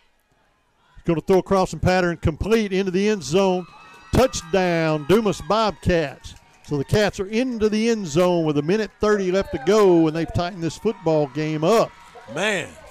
They took a long time to make that happen. Onside, hey, most exciting play in football. Onside kick is coming up. Absolutely. People, we got to get this field goal. That puts the fireworks in the air. Before we even think of anything, we've got to make this onside kick. This new quarterback has got to handle this snap and this hold properly, because we know what Chavez can do, and he is going to split the uprights, kicks it a mile. The point after is good. With a minute 30 left to go in this football game, it is 17-14. We have a ball game. We're going to be back in 30 seconds.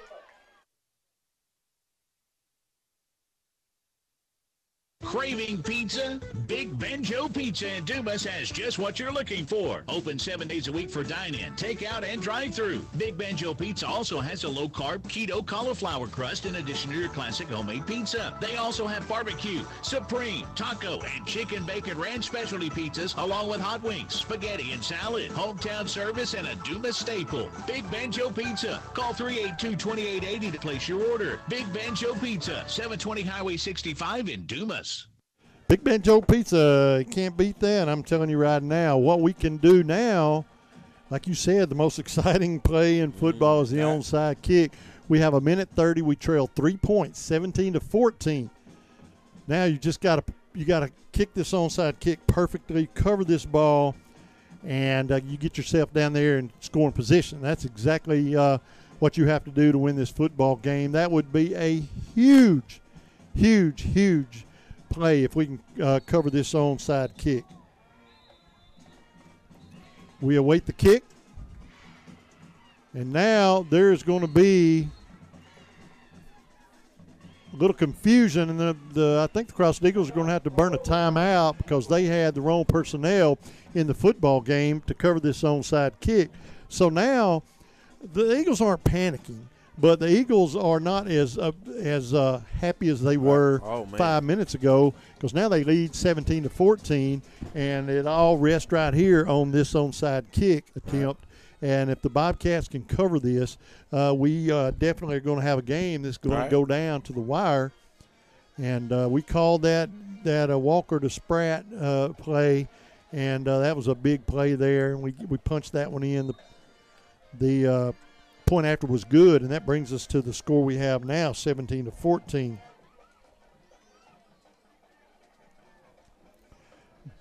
So after the timeout, we are going to kick this football away. Even the onside kicks are brought to you by Dumas Family Pharmacy. It doesn't matter how it's kicked. They sponsor it, and it is going to be an onside kick that didn't go anywhere. I mean, it didn't go 5 yards. And so that is going to be a 1st down and 10 for the Crossett Eagles. And that ball barely went 6 yards maybe. And, wow. You just didn't get enough foot. Now, what are they going to do? All right, it's going to be 1st down and 10.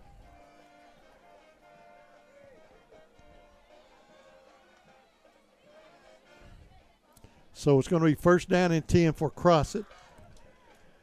They're going to spot the football exactly where it landed at the 46-yard line. It was 4 yards short of an onside kick, and it's going to be 1st down and 10. Yeah, so, depending on how many timeouts, I'm not sure how many we got. We could be looking at the victory celebration. I think Crossett may be out of timeouts. I'm talking about us. Right. Because we the one got to stop it. Yeah, that's right. We got 2, but I don't know that we're going to be able to. So the handoff is going to be fake. Quarterback's going to keep on. Golly, who is he? And, man, he's just running over people. Gets a 1st down, moves the ball to the 34-yard line. and that's going to move the chains and the clock down near the 1 minute mark. Yeah, that was tough first down right there. We needed at least a first down and 10 from the 34-yard line. The clock is down nearing a minute, and that's tough even if we can get the ball back. You know, you got to hope now that you can create a turnover, a couple of Hail Marys, but I don't see how we can stop the clock now. We have 2 minutes, but they're going to have to they've let it get down to a minute, and they're going to call a timeout. So the Bobcats are going to have to call a timeout with 1 minute. They're going to burn their second of 3. Right. And you got to give credit to the Bobcats, man, coming out here. Had to put in another quarterback for the night, man, playing against 8-4, foe.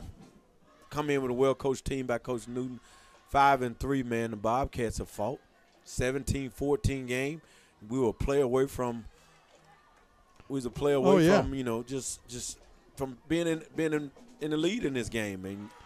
We're absolutely right. We're one play away from leading this football game. Right. And that second and goal from the 2 or whatever, and we got no points out of that. And then the score we give up right before half. That's right. The personal foul to get them there, man. It's a lot that has to go into a ball game. You have to play a complete ball game to win one. That's right. But with all of that said, we held Crossett out of those 30s and 40s tonight. We held them to 17 points, man. That's something. And but a loss is a loss at the same time.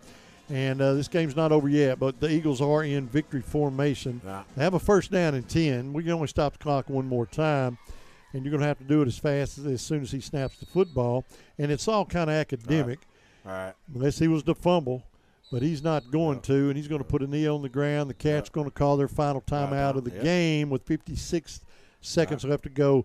Next week, be sure to remember we are at home as we play host to the DeWitt Dragons, and the DeWitt Dragons know they can put up some points as well, but we expected it from Crossett tonight. We hold them to 17, so you don't know what's going to happen until you play the football game, so you're going to want to tune into that game next week and see what we have against these DeWitt Dragons that are coming in here on that special Thursday night game next week.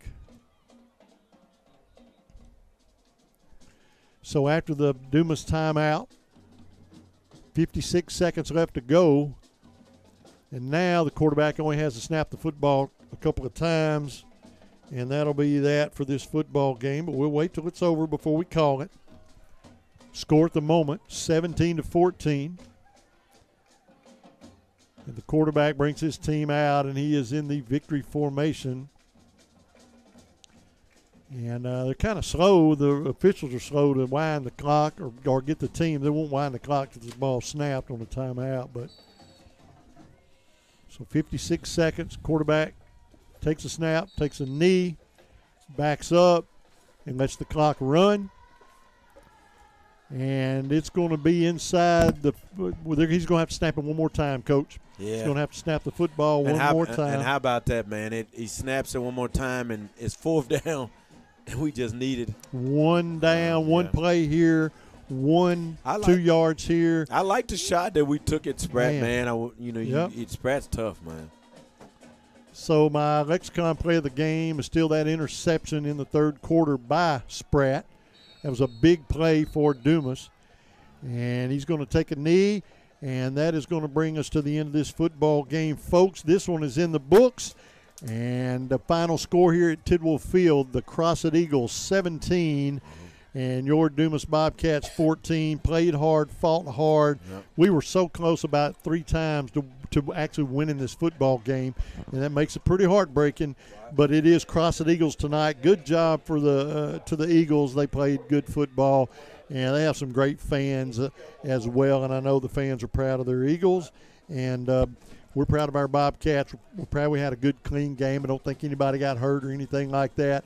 Congratulations, Eagles, to moving on in. They'll be their playoff pictures getting painted up a little bit better now. So congratulations to them. We'll take a 2-minute timeout. We'll be back with the post-game show after this.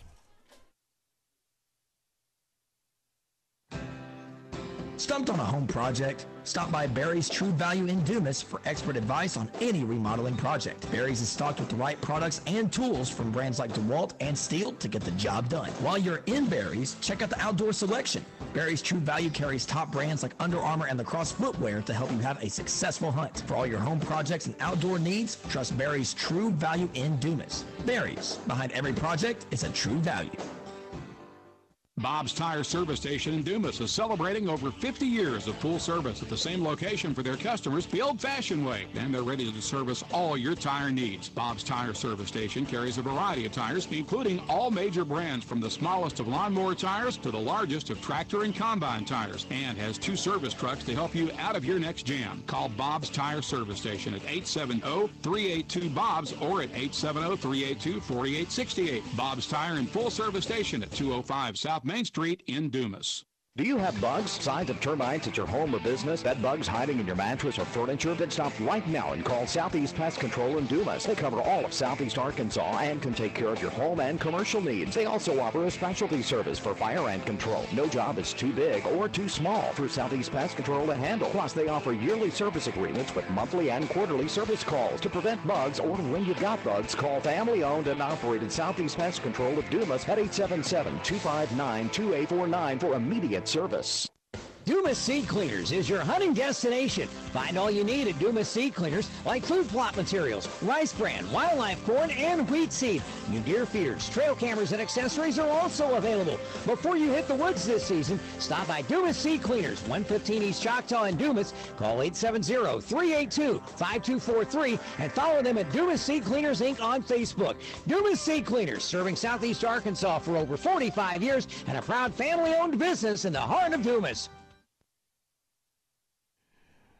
So the Dumas Bobcats lose a heartbreaker tonight, Coach. And I'm telling you, man, a football game that we had more than one opportunity to win. Not just stay in the game, but, man, we had so many close calls. We lose the football game 17-14. Right. We were down to the last 2 minutes or so in this game with still a ray of hope to win this game and just couldn't get it done. So close and just could not make it happen. But, man, that play – where we couldn't punch it in with a second down and goal from the 2 or 3 yard line. That was tough. Yeah, that was real tough. And you know, and you came out with no points. And even you put your kicker, who is money, and he misses a field goal. And just so many things happened at the wrong time. At the wrong time. We had some inopportune bad breaks, and it cost us this football game. But we played a good game, and I was proud of the way the kids played because we stayed in this football game. And you know the feeling as well as I do. We have had a history of being blown out of a few last year, and this year, knowing that we are stayed in this football game, that's a good feeling. That's huge. And so. Boy, the Bobcats dropped this one 17-14. They played hard, played a good football game with a new quarterback. You think about that, too, this late in the season. And, you know, coming here, we expect Crossett to hang up some points, and we hold them to 17. A lot of positives there. It's not a win, but there's a lot of positives. So you know, we just it's a heartbreaker. Sometimes they hurt worse than other times. This one was a heartbreaker, but I tell you, man, we're going to play next week. And one thing about next week's game, the pressure's off, Coach. You're not playing for a playoff berth or anything. You're welcoming a team into Dumas that is favored to win big. They have been winning big all year. They are a salty football team.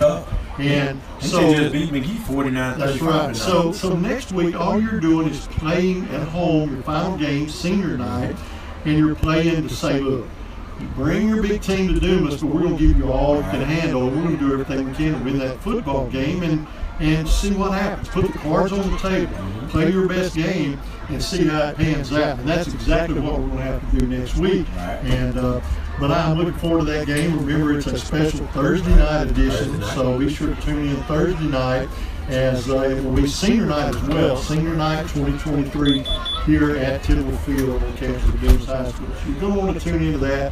If you can make it out to the game, come on out. Enjoy the football game. It's the last one of the year for the Bobcats. Our playoff hopes have been dashed tonight, but we're going to play a good football game. We're going to end it playing hard next week here at Tidwell Field. Coach, anything else out of this game? I know it's a heartbreaker, 17-14. You said it all, man. We just proud of the kids, man, with the, Coach Lovelady coaching staff. They did a wonderful job, man, to play a well-coached team by Coach Newton at 5-3 and 8-4-8, coming here and only lose by 3 with all the stuff they were facing, not having their quarterback and the goal line stands. Just a lot of stuff went on, man. But you gotta be proud of these guys because there's a lot of games we had last year that these games weren't close like this. Right. That's absolutely right. So we've made progress, and Coach Lovelady is going to continue to make progress. Him and his coaching staff, and we're just proud of the young guys for playing hard, leaving it all out on the field tonight. And we just want to come in next Thursday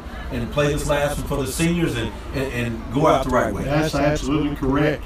For Evan back at the station, Roy Fortenberry on the camera, Brock Fortenberry on our Sling computer, Coach Larry Harris, I'm Rick Held, voice of the Dumas Bobcats. It's a privilege. We thank you for listening and tuning in. And until next Thursday, go Bobcats.